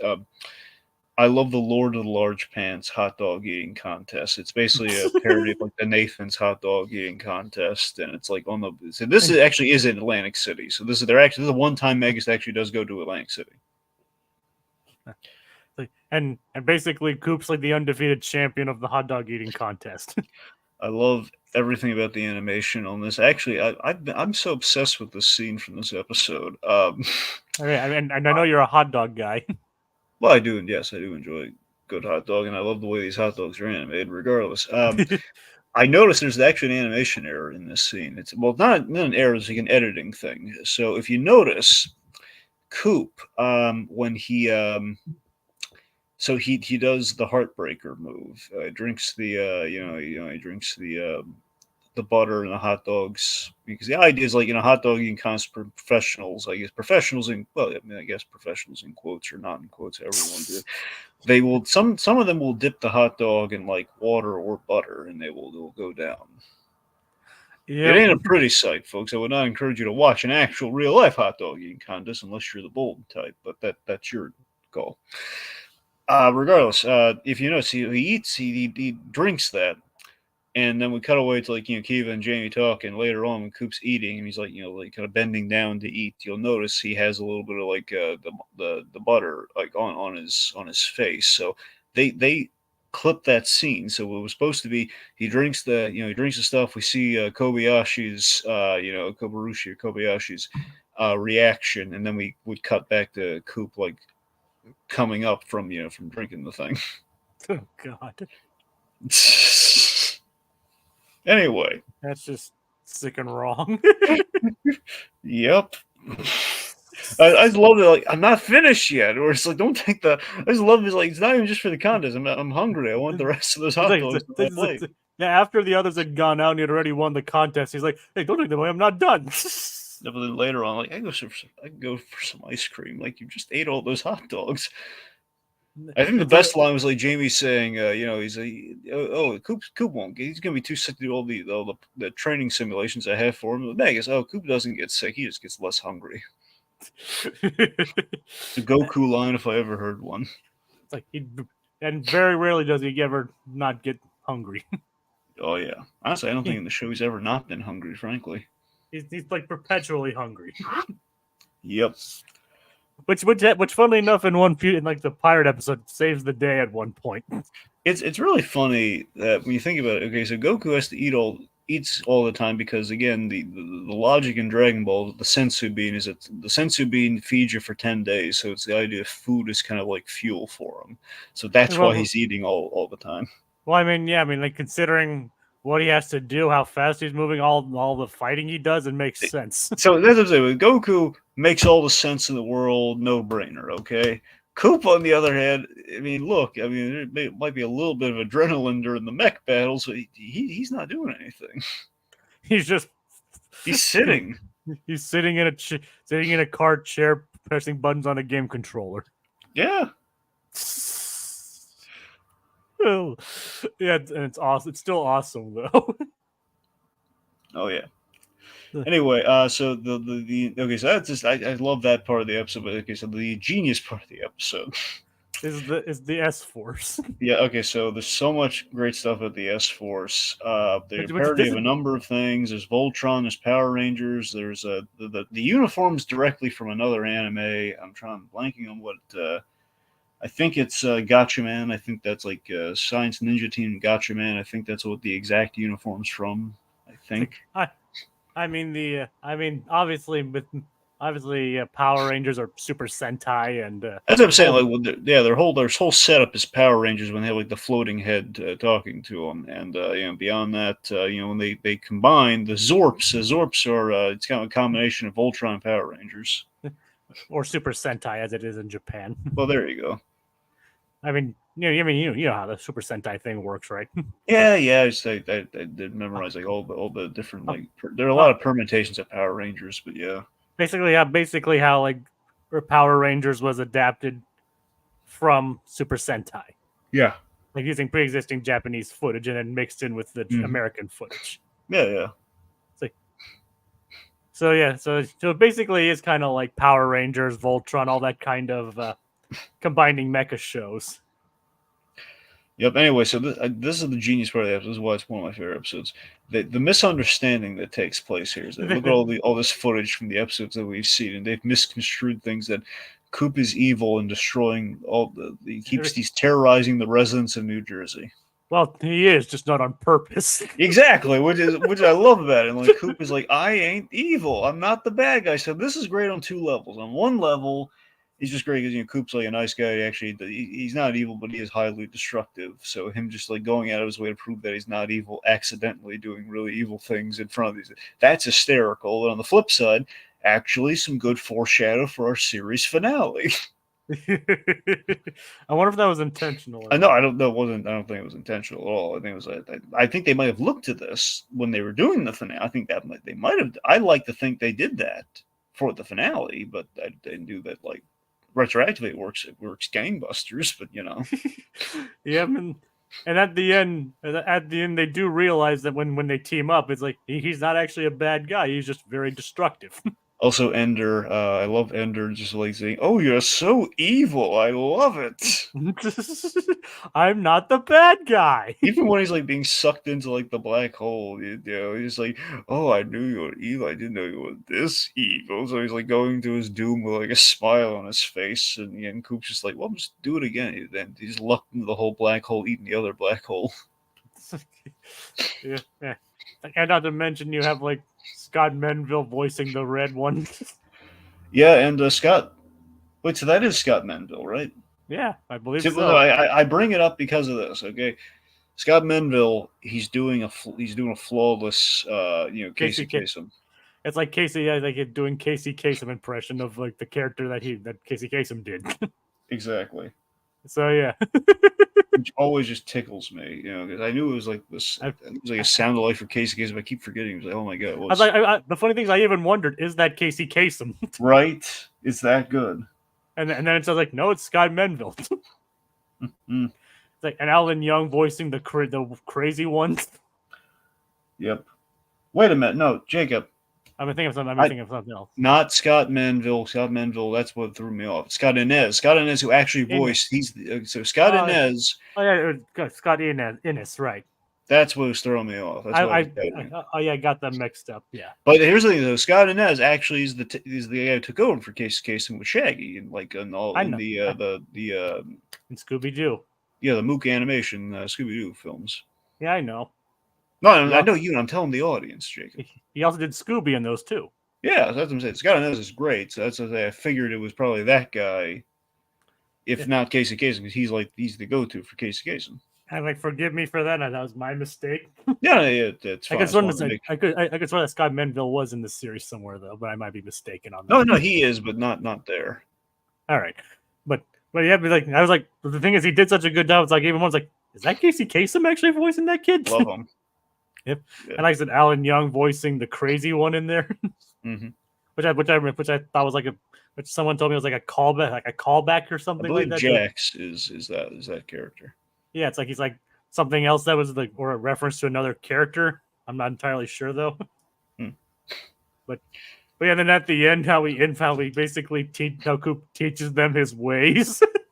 Yep, and also I just want to highlight too is that in the climax, the fact that Megas it's so hilarious. It's like Ender's impressed by the fact that Megas is wearing like he's humiliated the S-Force by wearing their Zorps basically enhancing his like galoshes and gloves and that's where the Voltron thing comes in. Like they combine their own robots, but he literally like forces their robots onto Megas to boost the power. It's so darn funny.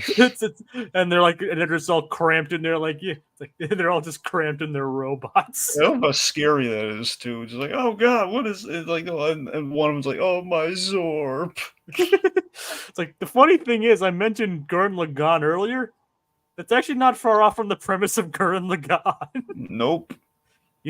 So you know the premise of Gurren Lagann. No, I don't know. I'm just saying I agree with you. It's like, but I honestly think you would like that show. Like that anime. I mean, I do anyway. I'll take your word for it. I'm saying when I said my mech thing, I'm just saying I don't have any specific examples of the good mech stuff. I'm just saying in general, it's like a concept where I think rarely is it done in a really memorable way.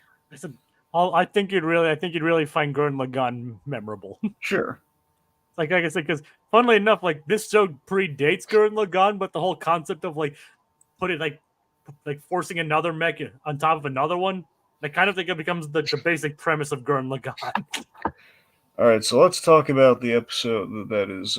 Be right that Coop did teach the S-Force a few tricks that essentially is like destroy like the best planet protection group in the galaxy, Yep, he turns them into these lazy bums, which is priceless. which has consequences paid off in season 2.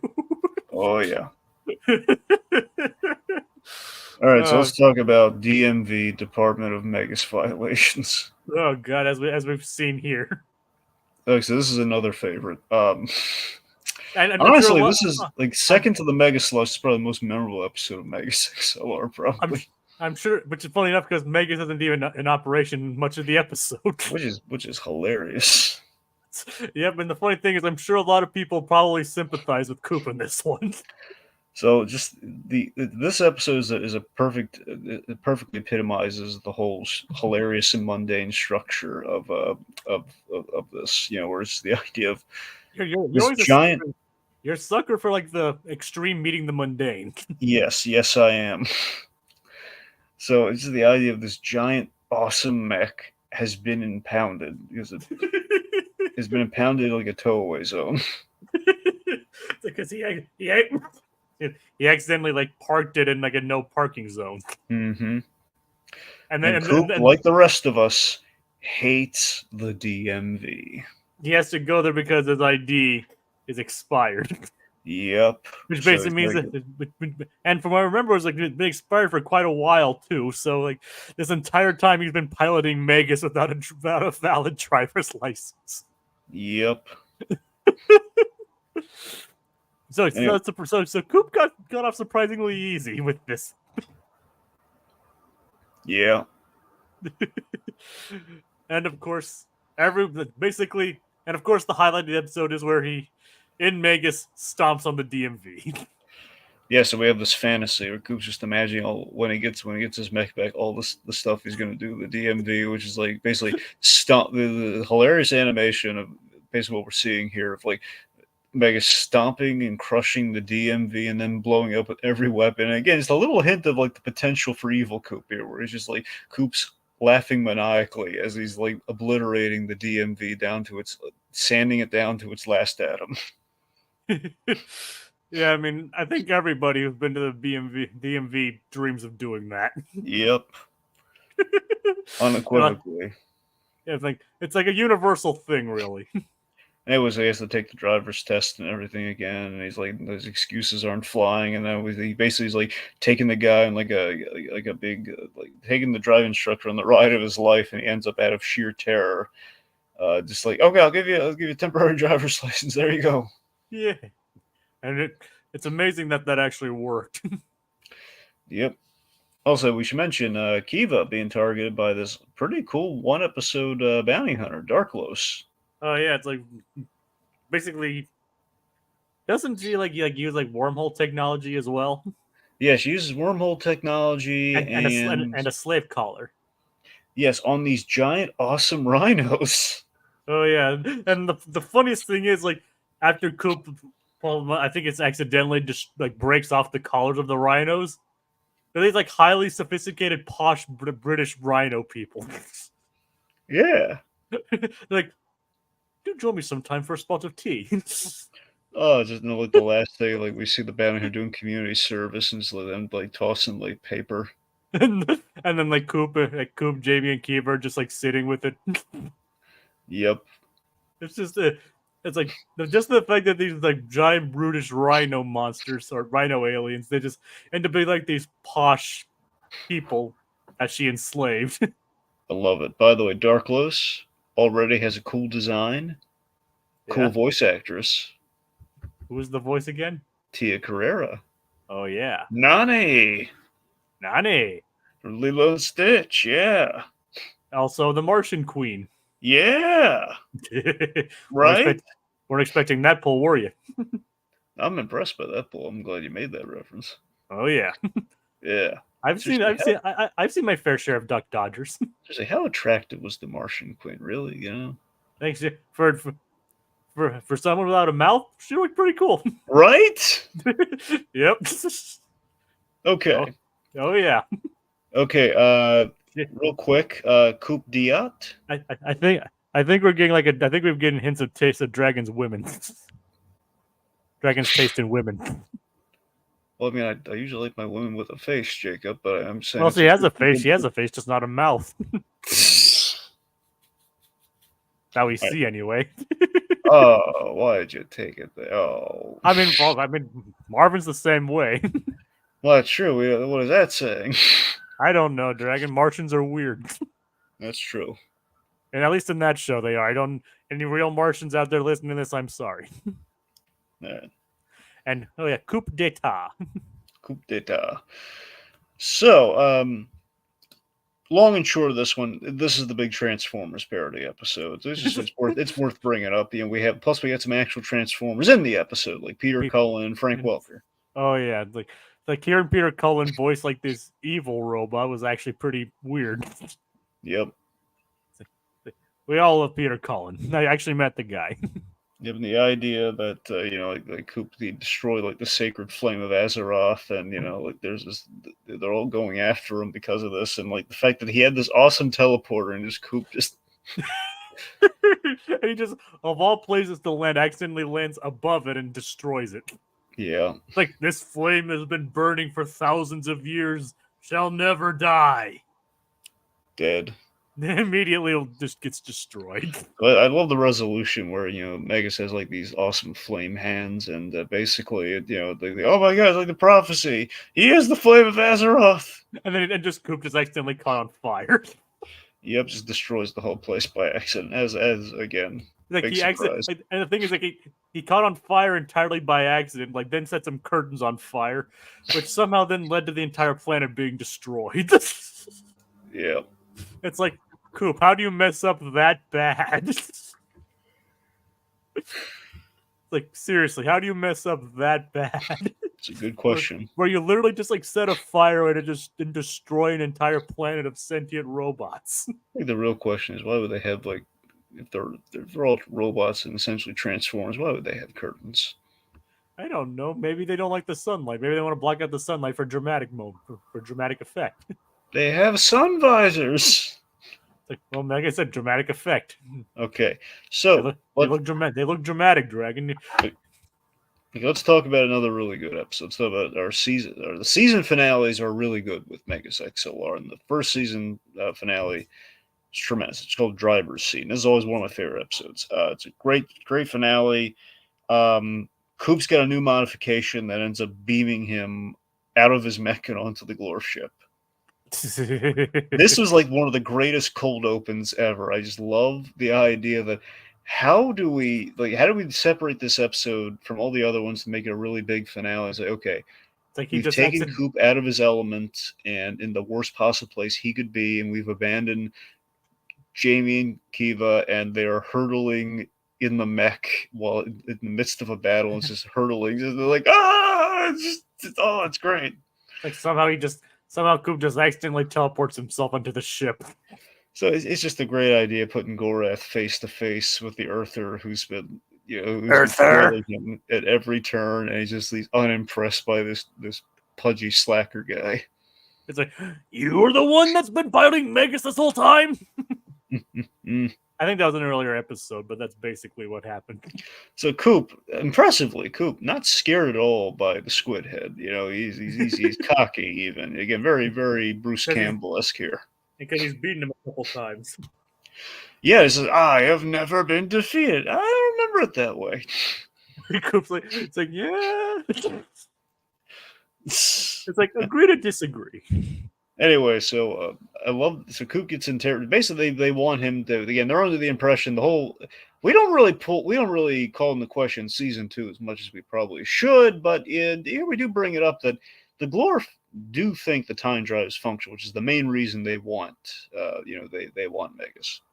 They want the time drives and get home along with the mech. And Coop in the first episode, on a whim, just literally like, just smashes the time drive. Just destroyed it. Just for giggles, not knowing at all what it was. Yep. So again, it's the idea that's kind of his bargaining chip there. So they want to interrogate him over it. So Jacob, how do they interrogate Coop? What horrible things do they do? Well, first they bring in the slushy. A little thirst, a little refreshment, and then crush. Yes. And then No! what truly cements him as one of the most evil villains of all time. What was he do? The Philly cheesesteak. Jacob, what about the Philly cheesesteak? What does he do to the Philly cheesesteak? I can't bring myself to mention it. Do it, man! You do it, Dragon.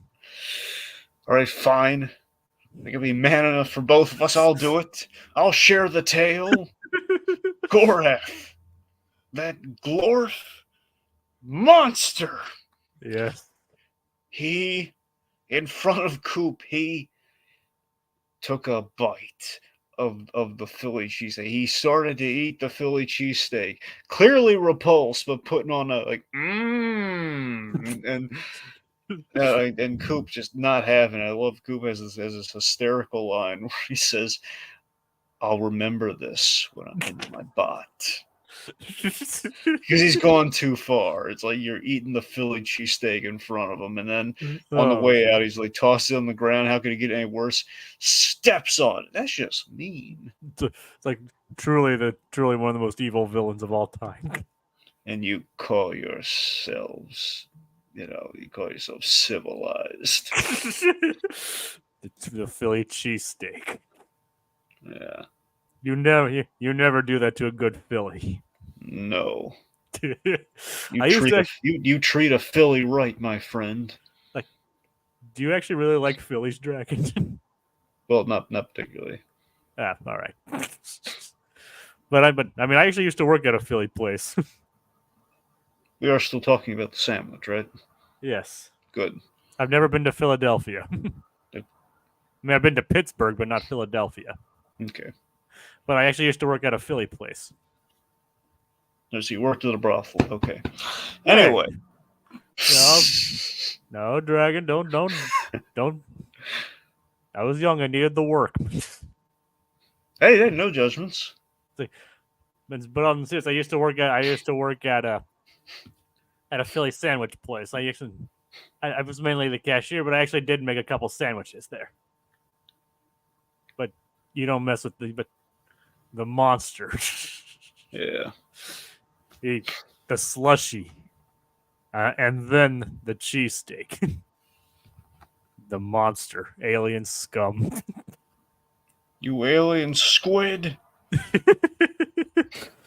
You gotta admit the cheesesteak did look really good, though. It did look pretty good, yeah. Yeah. Anyway. This show really does. The show has surprisingly good food animation. Oh, how can it not? You've seen its protagonist. Yep, it's like he makes everything look good, even if it's like slathered in grease. They made ham wrapped in pizza look good in this show. It's like I like ham. I don't mean it's like a pizza. I mean like an actual like ham with like the bone and everything with pizza wrapped around it. And they made it look good. Yeah. She's like, the thing is, I like ham. I like pizza. I even like ham on pizza. But ham wrapped pizza, or pizza wrapped in ham wrapped in pizza, I kind of draw the line there. You gotta admit though, it looked a little tempting than you thought about it. It did look tempting. Yeah, I kind of want to see Binging with Babish make that. Honestly. There you go. It's like, yeah, hey Babish, can you make pizza wrapped ham? Hold my spatula. All right. Anyway, so that would be the true challenge. All right. So while this is happening, Kiva and Jamie they're forced to pilot Megas together in quotes. Not very well.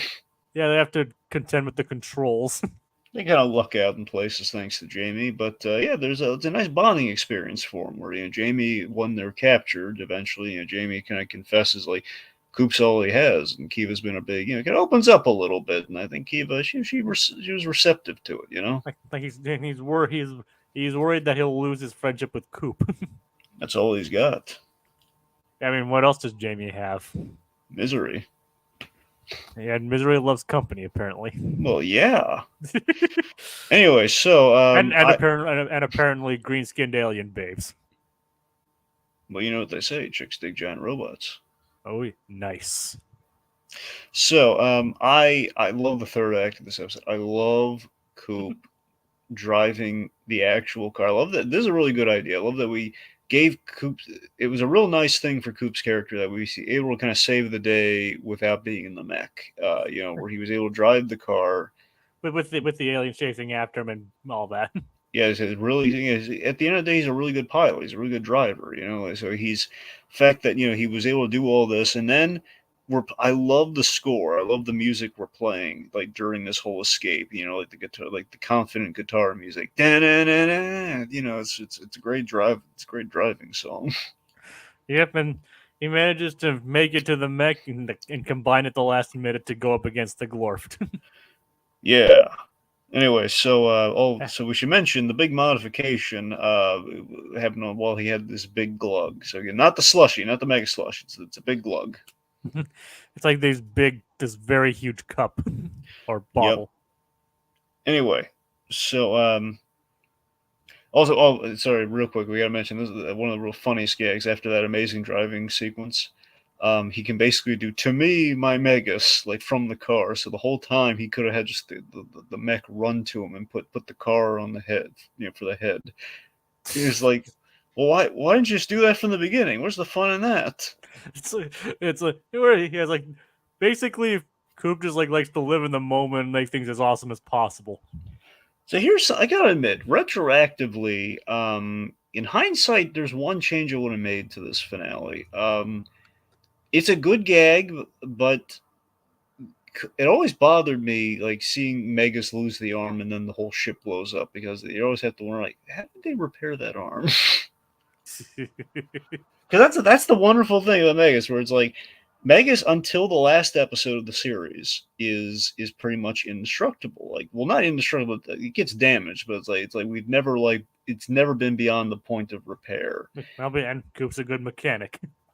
Exactly. So I mean, him losing the arm, that's substantially. It always kind of like it bothered me a little bit, but I just figured, okay, well, I guess somehow they built a new arm, but Kiva probably oversaw some of the the building on that. So yeah, go figure. But I don't know. I get why they did it though. It's like it's kind of a thing where the last Megas has been unscathed pretty much this whole time until that point. Yeah, and then manages to trap the Glorp into space between space. Yeah, sends them all to null space, basically because the big glug gets teleported into the Glorf. Again, I believe it's the save the day button. I think he's looking. This is the one where the missing save the day button's there. I think it's like he's trying to do something, accidentally teleports his big glug into the ship, but which accidentally activates their null space generator, trapping them. Spills on the controls and they basically implode. Even when he's trying to save the day, on purpose he can't. So seemingly the Glorf has been defeated, destroyed, like they're gone. Yeah.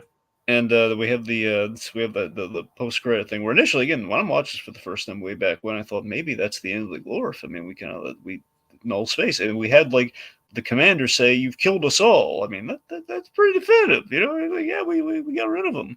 Yeah. And then we have like the whole enemies forever thing, it's with like the love song playing. So that last shot of like enemies forever in the heart with him and Gorath. Oh God, it's adorable, dude. Yep. All right, so that brings us to season 2.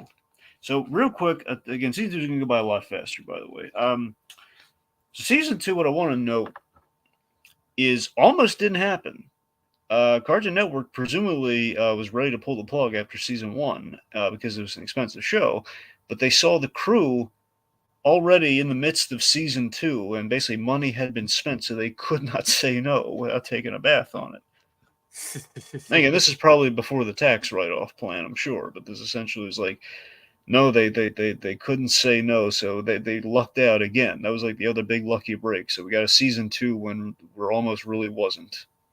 Yep, and also there's also the directors taking different directors this season. Yeah, so I should tell them who the big director is this season. Well, Chris Pernosky acted as like the supervising director after basically directing every single episode of season 1. Basically, this season it was split. It's basically split between two main directors. One Sue Parado, the other Kelsey Mann. Now Kelsey Mann has a big movie coming out in a month. Inside Out 2. Yeah, so Kelsey Mann was a board artist on Megas all the way through, and basically got upgraded to director, and has done work with Pixar, I believe, on Monsters University, and I believe directed Party Central. I believe that was fully him. I believe. Anyway, so so Inside Out 2, it's gonna be pretty big, and I'm excited that we have a Megas director on for it. Yep, he's basically he's worked on like a lot of their movies actually. Oh yeah. Then. Like, and Sue Parado, she herself has done quite a bit of stuff after this. So, like, she did several shows for Cartoon Network and Disney Channel too. Yep.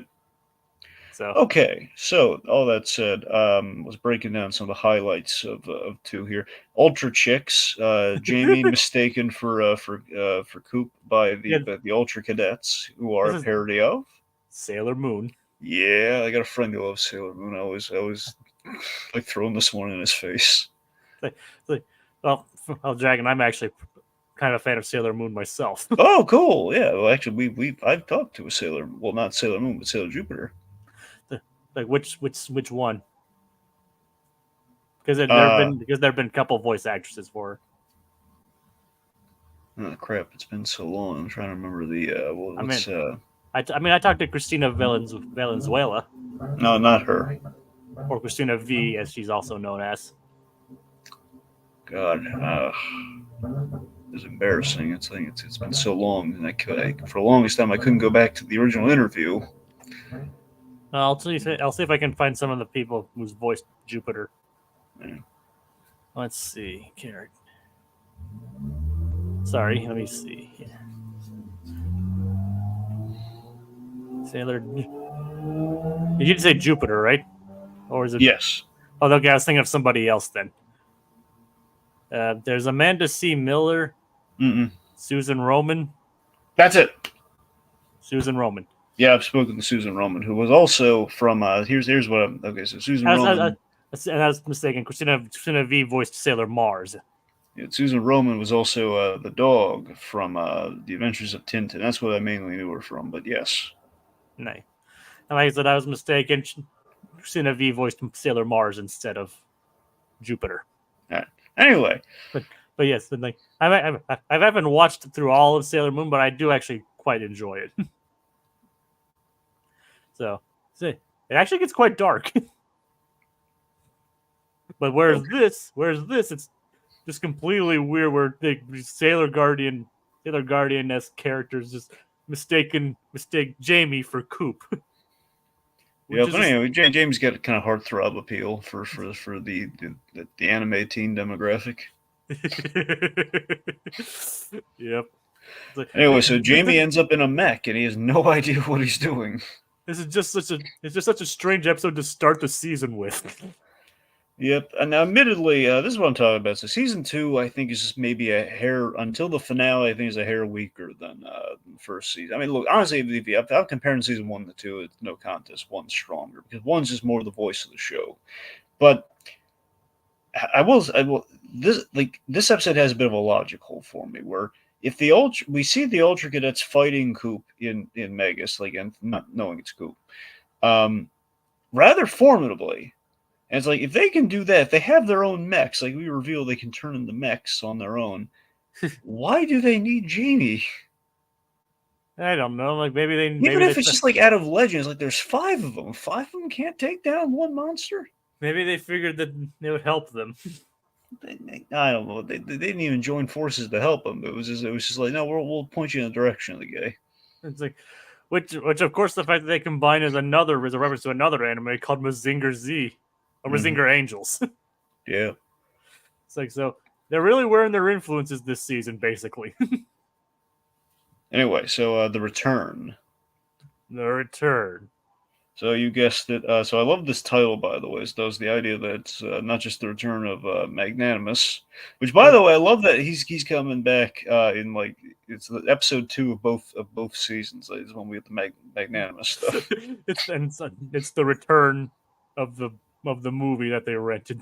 I know, so that's what I love about it. So I love the mundane premise here. The premise of they've watched this movie like 8 times, and they have to return to the video store, else Coop's gonna get get banned from the place, which is not good because they'll have to go to the knockoff of Blockbuster, which never has any of the cool like film fan stuff. Like none of the stuff that they actually want to watch, like all those Yeah. the cheesy monster movies they like to watch. Yep. Which even Kiva, after not even though she watched it 8 times, is still interested in it. Like she's taking a liking to Earth culture, the modern Earth culture. I need to say. It's like, so yeah, seeing the return of Magnanimous, of course, is fantastic. I love that there's a ticking clock. It's like there's 30 minutes. They have 30 minutes for the return, essentially 30 minutes for the episode. They gotta restore. They gotta return it on time. But Yep. they keep having to deal with Magnanimous trying to kill them.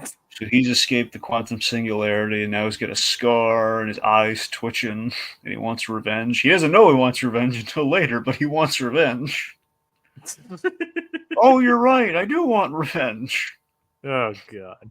He's threatening to take the belt back, and basically opens it up to whoever can get the belt wins the title. And we have T-Bot as the main competitor there. So what's the Jacob? Who voices T-Bot? Phil Lamar, I'm thinking. Yep, it's Phil Lamar doing a combination of Mr. T and Muhammad Ali. Someone else, actually, Phil Lamar, someone else I met, but I didn't know he was in this show at that when I met him. Oh yeah.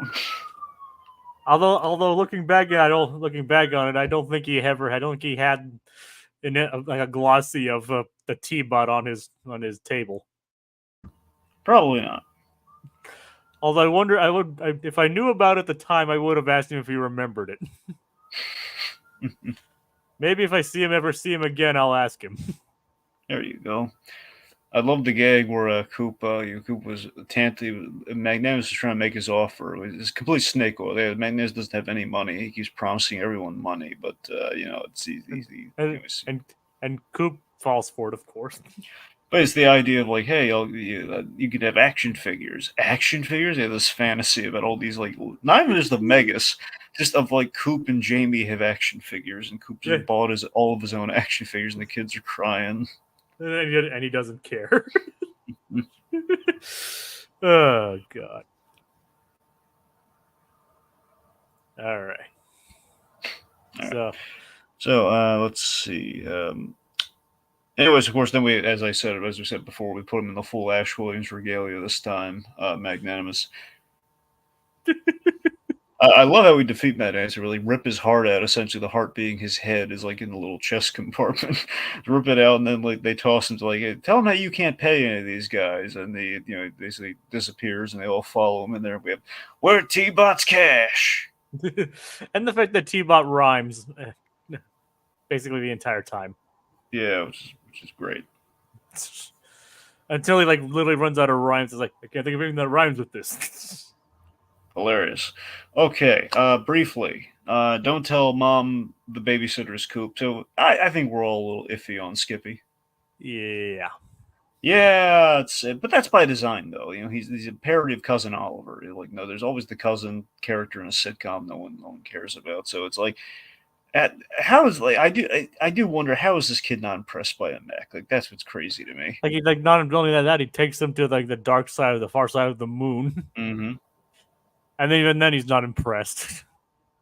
So honestly, this episode you have that, and you have like the whole BS explanation for how the Glorf returned, because they did not say. I know they said null space, but they made it sound like they were gonna die at the end of season 1. Like you like the whole We were in null space, getting stronger and rebuilding. Which already I question like that. Even though they said that they were stealing parts and stuff from other people, it's like we were getting stronger and rebuilding versus you've killed us all. Or maybe just thought they were gonna die. I mean, sure, but I don't know. I mean, it seems like they've been going to null space on the regular already. Like they take us to null space while we basically retreat into null space. It's like I don't know. So that's always been a little iffy for me. And we rocket the moon, and Coop ends up triggering the rocket with his gut, which is funny.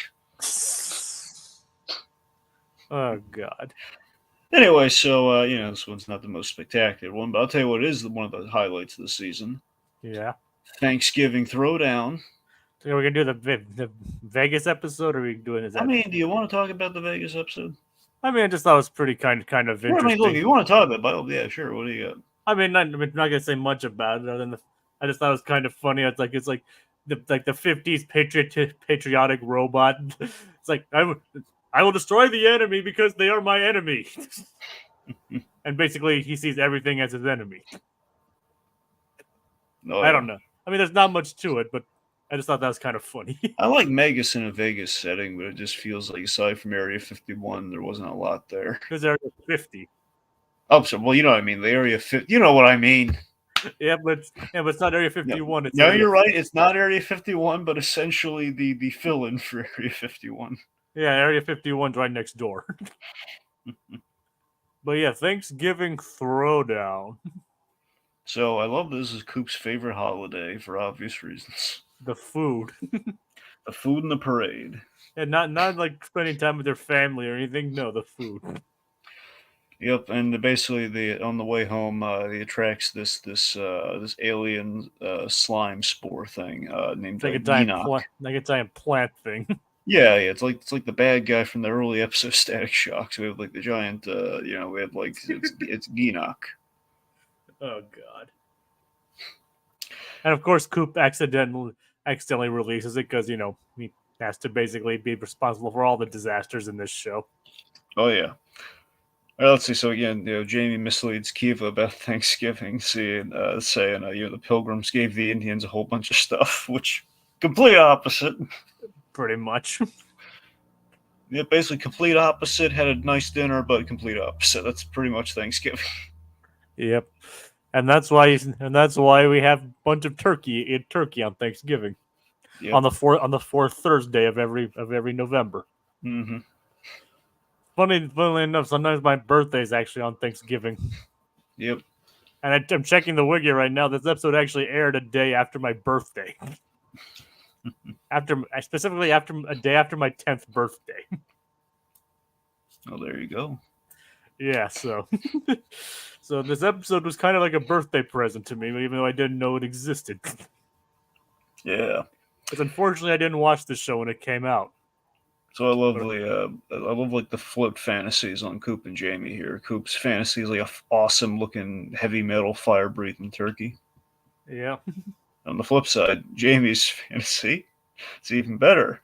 His fantasy is Joker from '89 Batman. Basically, it's Steve Blum voicing doing the Joker, like, hubba, hubba, hubba, who do you trust? Give me all their money. And they're all throwing, instead of like Joker throwing cash away, like throwing cash at the Joker. And you have green Harley Quinns and Coop is Bob the Goon. It's hysterical. Oh my God. It's crazy. Crazy. Anyways, yeah. I just said crazy. So, the parade, how do I put this? They're watching the parade. We have all these great kind of video game parodies like the Fabio brothers and Augie, the adorable aardvark, who is Sonic the Hedgehog. Which basically kind of, which it seems pretty clear that these guys never really played anything regarding to Sonic the Hedgehog, because that's not close to Sonic the Hedgehog at all. Well, either that or they just don't like Sonic the Hedgehog and they're making fun of him, Jacob. I know, but it comes across as kind of a shallow parody kind of thing. Well, that's the thing. I think it's just pretty much, yeah. It just comes across as like these guys don't. When I watch it, like these guys really don't know anything about Sonic the Hedgehog. Yeah. Because like he's not this overly nice kind of character like Augie is, but he has an attitude. Well, so is Augie ultimately. But eventually, but that's not how he starts out, though. True. Anyway, but I think honestly, Jacob, I think that what the gag was, and this is my read on, is that at the end it seems like they were more favorable to the Fabio brothers than Sonic. So I think it was more a Nintendo versus Sega thing, where it's like I think we're saying these guys are more Team Nintendo than Team Sega. That's fair. That's what I envisioned it to be. I don't know if it's like a specific dig on Sonic. I think it's more a dig on like everyone was like taking a side during that conflict. I think that's what I don't know. All right. I'm just it's a gaming show, so you know. Anyway, Nice. so Augie has been possessed by the alien slime, and essentially turns in all the parade balloons get possessed since Coop destroys Augie and it gets everywhere. It shapeshifts into all the parade balloons, leads to this cartoony parade balloon fight, which is priceless and insane. The entire episode was pretty nuts.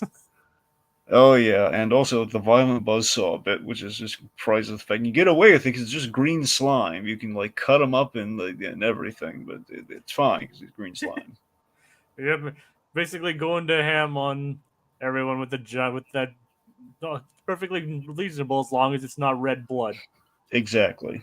I mean, that's why Samurai Jack was able to get away with slicing up a bunch of robots. Yep. they're not humans, and it's not blood. But pretty All much right. even any kid watching was like, that's a stand-in for blood. Yeah. All right. So terminate her. Oh So yeah. the Glorf, basically, this is a Terminator parody. The Glorf have attempted finesse here. They have this holographic projection thing. So now we have like Gorath looking like a human biker guy with a great kind of tentacle-looking mustache. We gotta admit, it kind of works. Kiva's ancestor, not her mother, but like her ancestor. Well, it's a little too early to be her mother. that's the thing. It's probably even too early to be a grandmother. So it's like it's a thousand plus years. So you know, it's like a great times 20 grandmother. who kind of takes a liking to Jamie. Yeah, it's a good thing it didn't work out then. Yep. Or else that would have made things really awkward. Yep. So basically, she's the Sarah Connor in this thing. It's a concert setting. Coop wants to be mosh pitted away. Yep, while he sends Kiva and Jamie to get nachos. Yep, and it works out for him ultimately. He gets his nachos. All right, just thinking not a lot there. It's kind of it's a nice little setting, cute little premise, with the Terminator stuff. The return of the S Force. Sure. It's like it just basically kind of funny. Like it highlights the consequences of Coop's training. Love how at the end, like he tips over like the building or the ring by accident, and it just destroys civilization. It's like it's like even after the guy finally turned his opinion around on him, he immediately goes around and does something to immediately ruin everything. Oh yeah. All right, the universal remote. So Jeff Bennett as Skullgar. Oh yeah. This hilarious kind of Spaniard robot criminal. Jeff Bennett. Yeah. Yep, the wonderful Jeff Bennett. Who wants a higher bounty? So basically, he goes after Coop's universal remote, thinking it's like the ultimate power. In reality, you can just like work it like his VCR very expertly using Megas' technology. And while they're trying to go to like a drive-in theater to see the same movie. Exactly, but it's a drive-in. I love the goat's like stuck in the trunk the whole episode. Because they're trying to sneak him in. Yep. Oh God. Let's see. So we have. I just want to shout out real quick. We had the whole junk in the trunk episode way back in season 1, where we had Rob Paulson as the alien junker, and it was like Goat's big episode to shine. Like he built his own robot, but what did he call the robot again? Darlene. And it's not like he imagined her at all. No, not even close. Let's just say he doesn't have Coop's mechanical prowess. Nope, but he does end up dating a mech. Well, here's the question: was Goat dating the girl or the mech? So if you're talking about like how he got the Sailor Guardians Yeah, yeah, number, one of the yes, one of the Ultra Cadets, yeah, Galaxia. it's like I think he just got her number. No, remember at the end, like he's like going to the movie with he's like watching a movie with he's like sitting on the lap of the giant robot. So that's the question: is he there with the robot, or is he there with the girl in the robot? I thought the girl was the robot. No, I know the girl was the robot. I'm just saying it's like think about it though. It's he got the Just girl's number, but he's there with the robot. it raises a lot of questions. It does. What also raises a lot of questions was like the Clockwork Megas episode, in which it's like he lands on a planet, and not again another Peter Cullen character, Mm-hmm. and they're trying to like who's seemingly taking these innocent robots and forcing them to basically brainwash them. It's a cool twist on the Clockwork Megas episode. Just the idea that it was actually a prison planet. It was a prison planet, and they were like the most dangerous criminal robots in the galaxy. Yeah, they were being actually rehabilitated. There's no ill will actually going on there. They were actually just evil robots. And he freed them all. Priceless. Oh yeah, that was great. When I first saw it, I was like, wait a second.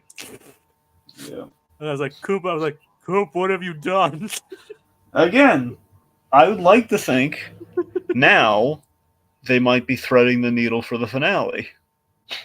Yep, but I don't know if that was intentional. Who knows? Who knows? All right, let's see. So again, with the Universal Remote episode, by the way, irresponsible fight. He ends up blowing up New Jersey for nothing when the remote got destroyed too. It's just ridiculous. Yep. Okay, that brings us to the finale. Rear view mirror mirror. Yeah, so it's a two-parter, big episode. Like part one.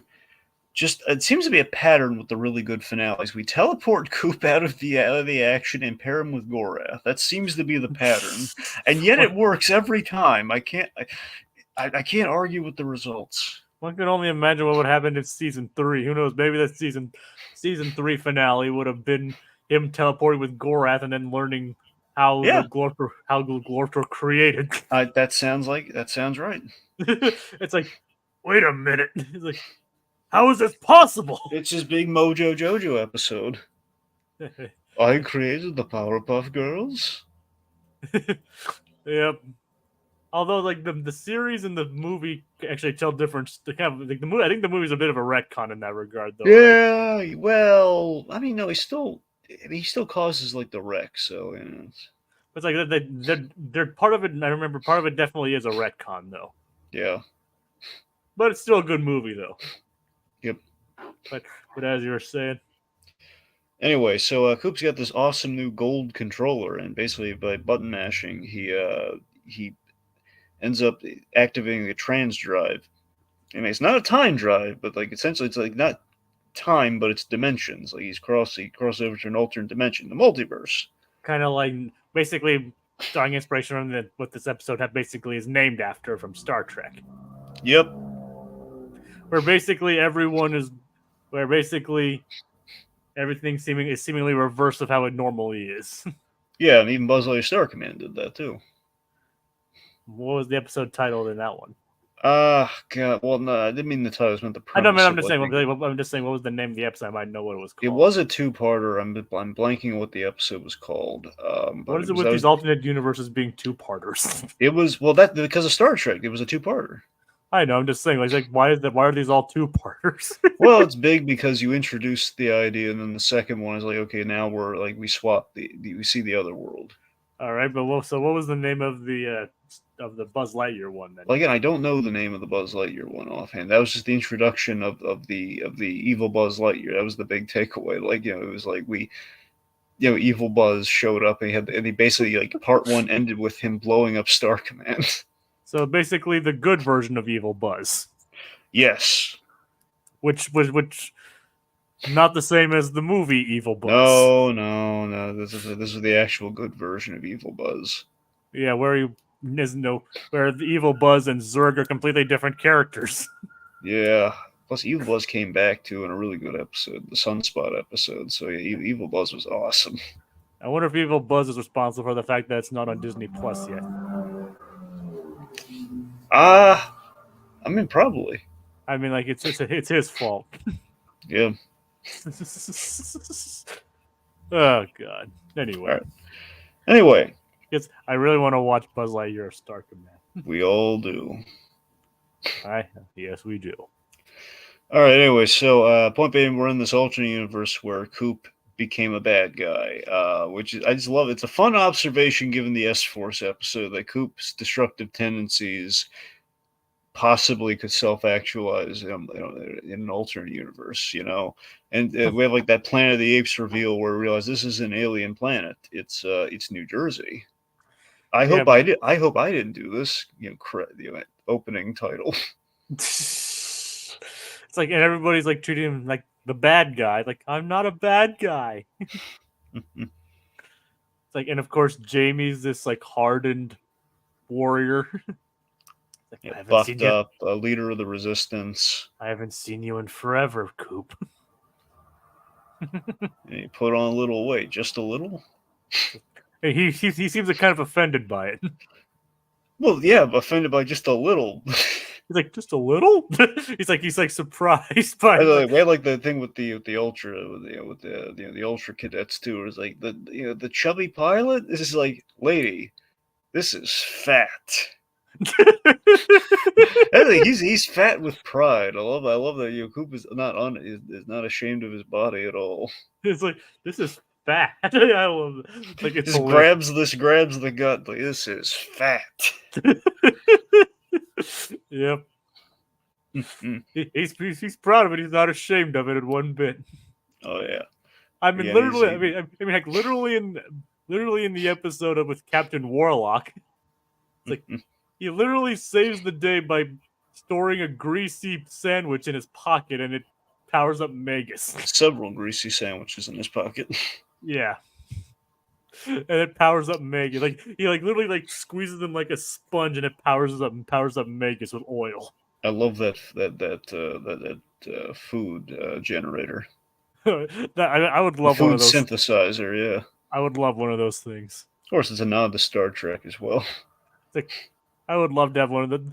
That would solve so many problems in the world, but also probably create a lot of new ones. Yeah. Anyway, like nobody would go out for food ever again. nope. But yep. So he like the surprising thing for this episode is Kiva turning her back on her mission and joining. And she dated Jamie for a little bit. Yeah. For a little bit before she turned evil, but she dated Jamie. Yep.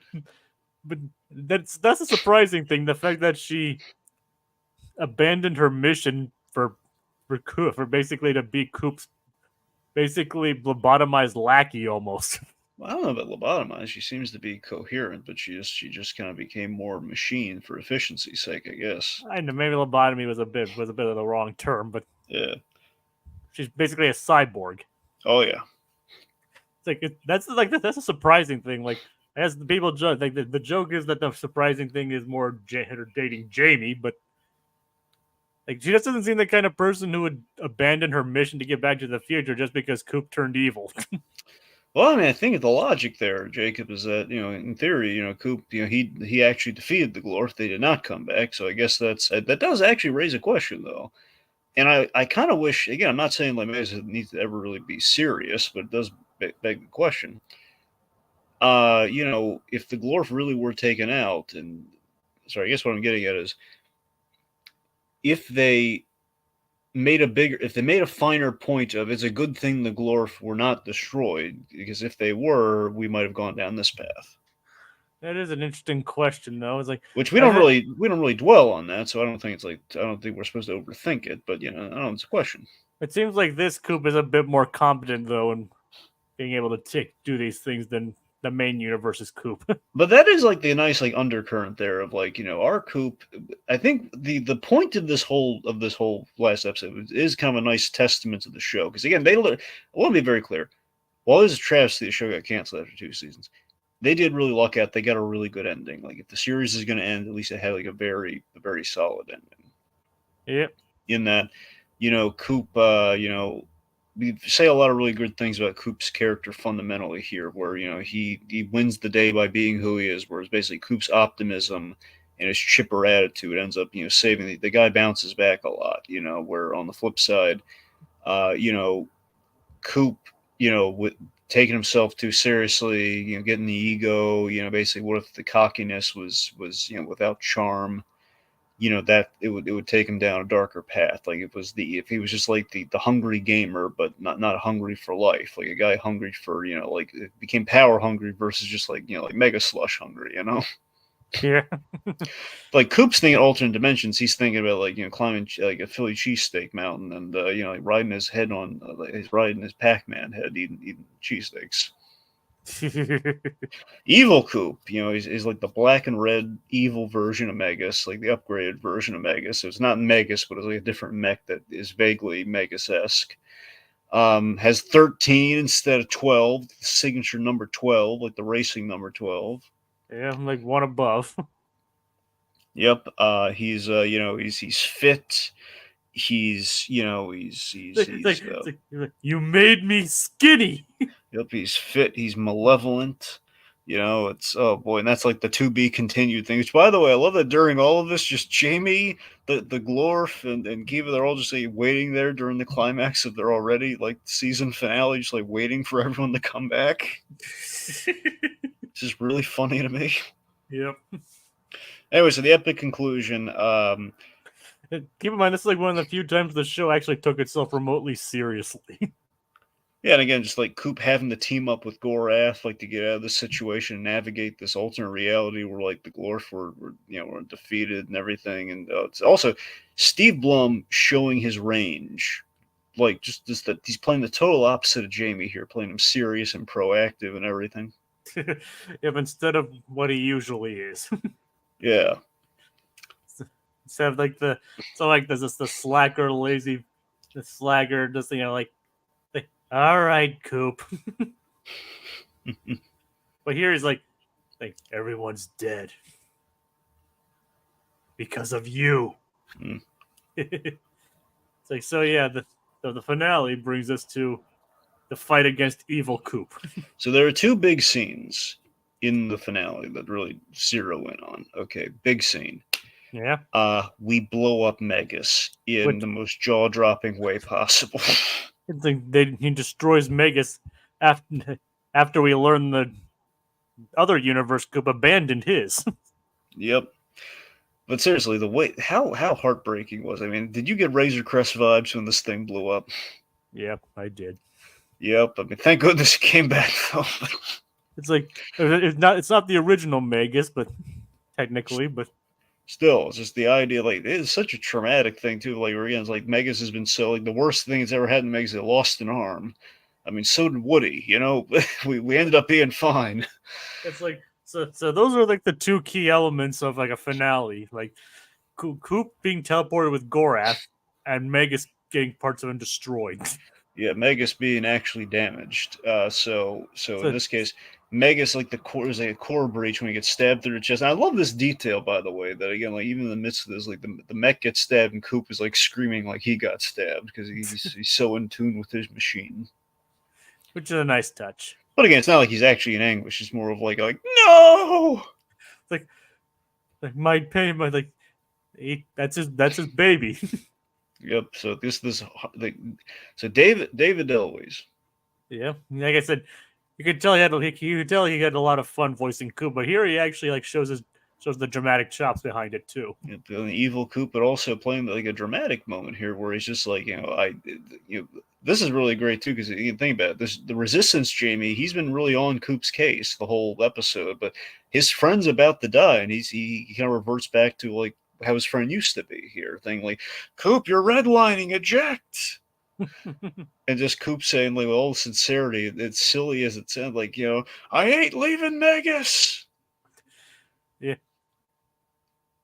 Yeah, I mean, it was kind of gut wrenching in a way. And your heart sinks. Like, he says, oh my god, like, the Lord, he pedal to the metal, and boom, like, the whole thing just is destroyed before our eyes, and Gorath, of all people, saved Coop at the last second. Only because Coop's his only way home. Exactly. So that was just flawless. Oh my god, that was like, it's gut wrenching. We're at a low of lows here. But interestingly, Coop is not. Again, he's delusional. Like, I can fix that, and then the car blows up. It's like, okay, that's And then, well, that's and then he remembers that previous Coop actually didn't destroy his Megas, but just abandoned it. But this is the optimism talking. What got him to that place was him, like he learns about, like the backstory. They're like, no, this isn't in my. He denies that this is possible. This is like an alternate universe, and he's like, that's not in me at all. Like I wouldn't do that. I would never abandon Megas. And then there's the light bulb, as you said. It's like abandoned Megas. Yep. So they lucked out. Megas is back. Yeah, like it was never gone. Yep. So they have this big battle. You have Megas and the Glorf teaming up. Now we're back in our reality. They team up to stop Evil Coop, and they use. Okay, so Jacob, this is like the end game moment for Megas. Okay. Yeah. Yep. They use the theme song in the battle, like the full, or I can't say orchestral, but they use the full instrumental of the song to battle against. And I think it's like the coolest thing ever. Just, it spices up like what could be easily like, okay, been there, done that robot, like CG robot. I know it's not CG in this case, but you know what I mean. It could be that sort of action movie thing. That is kind of like an anime thing as well, where they bring the theme song in some way to the final episode. Yeah, so this is great. So like, you have Coop fighting himself, and like he has these great retorts, these great dumb guy retorts, but they have like weight to him. We're on Coop's side here. The whole like you know him, you can't beat me. I don't know nothing. Yep, and then it says you should have watched more pay-per-view wrestling. It's like he's like I don't know nothing. It's just like he's trying to insult his his counterpart, but he just kind of ended up insulting himself at that point. Yep, and then the whole thing is he gets into an argument with himself about, like it's all, you never watch pay-per-view wrestling. That's all fake. Like, how's this for fake? It's like the wrestling like the outcomes may be rigged and fake, but the wrestling is real. Oh yeah. So then we have this thing where he saves Gorath from being killed. You owe me one squid. This is, again, while the music's playing, it's great. Yep, and he actually does manage to beat Evil Coop. Now here's a choice. I never really, looking back on this episode, it never really dawned on me how really clever this was. So at the end of it all here, they didn't take out Evil Coop, and they took out all of his forces. So now he's completely outnumbered. And this is really interesting. His in quote strategy, the idea that his strategy to evacuate, to retreat, is something that our Coop would never do, and we've seen that he would never do. We just saw at the end of last episode he was outnumbered. He was was on his heels, and he fought to the bitter end. He was, again, maybe not brainless, might be harsh, but Coop, again, he's at the end of the day, it's like this: fit Coop, evil Coop.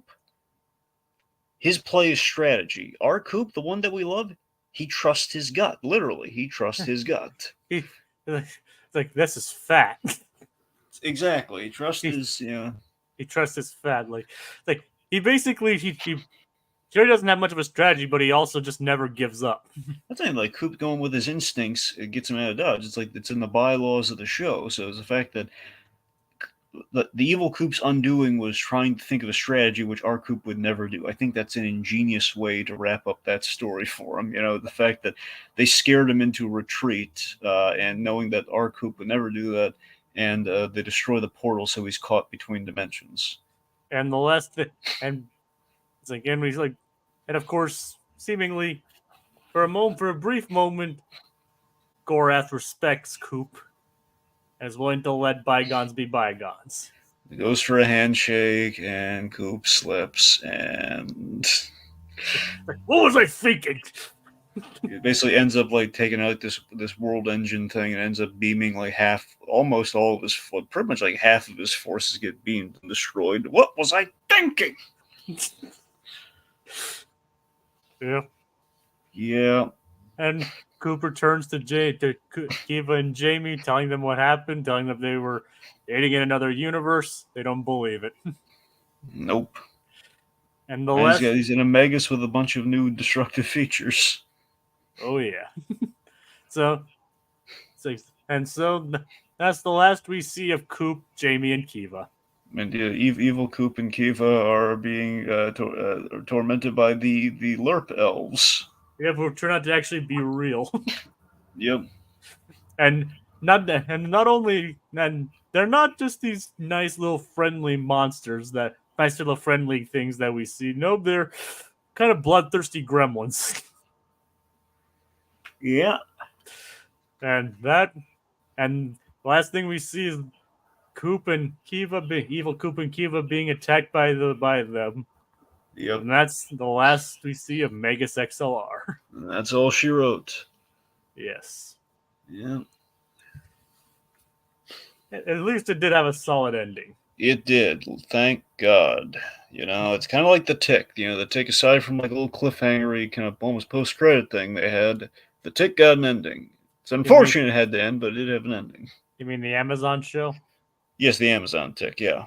Because there are 3 shows called The Tick. Yeah. There's obviously the animated one, the Patrick Warburton one, and obviously the Amazon one. Yes, the Amazon Tick, the recent Tick. Yes. I was like, Dragon, I never know what you mean by when you say just The Tick. All right. Or at least I just need some clarification because, like I said, obviously there's Townsend Coleman, Patrick Warburton, and Peter Serafinowicz. Okay. I still think Warburton's didn't give enough of an opportunity to shine. Right. All right. But kind of like this show if you think about it. It didn't really have much of a time to shine. It was only on for about a year or so in its entirety. Yeah. You could say it was just gone. It was gone too soon. Yeah, it's gone too soon, but again, it gave us a bunch of really good memories. I'll tell you that that first season, man, that first season holds up, man. It again, nothing against season 2. I want to be very clear. I know we kind of sidestepped a lot of 2, but again, 2 was 2 solid, but 1 is just remarkably just great. It's like early era SpongeBob, man. It's like it's all it all clicks. It's all classic. It's firing on all cylinders, and with this car, we mean all cylinders. All 12 of them. Yep. Doesn't it? Yeah. Yeah, just again, it's the show that brings me an endless amount of joy, and just the production design. Again, it's a show that you feel that people, the best shows in life, especially the animated shows, are the shows that are made people make because they want to see something that's going to make. They're not playing to a demographic. They're making a show that they want to see. It's like, look at the greats, look at the Pixar films, like Toy Story. That's a film they wanted to see that wasn't being made. Megas is a show no one else in their right mind would make, but the guys that made it. Yep, and like I said, I only really watched this show recently, so I can't say this show has nostalgic memory or nostalgic value for me. But watching it recently, I can definitely see why it's held in high and held in the esteem that it is. Oh yeah, it's a very well crafted. I guess I did call it brilliantly stupid, but that means it's a very smartly written show. Like obviously it's like a satire send up, but of the mecha genre, but you can tell they're just doing it out of the love and affection for it. Mm-hmm. Like you can tell a lot of love put into this show. Like it's basically coming out of everything they do, from the animation, the design, the music, everything. And basically, it literally there's the whole "Who digs giant robots, Dragon?" We all do, right? Nice. Yeah. So I think that does it. Then what do you think? Yeah, let's thank the fine folks that joined us in celebrating 20 years of Megas. Lucas Green, Little Blue, even had Warp Monarch here briefly. Kogias, thank you all for joining us on this podcast tonight. Yeah. And remember, keep digging giant robots. Rock on. Rock on! Nice.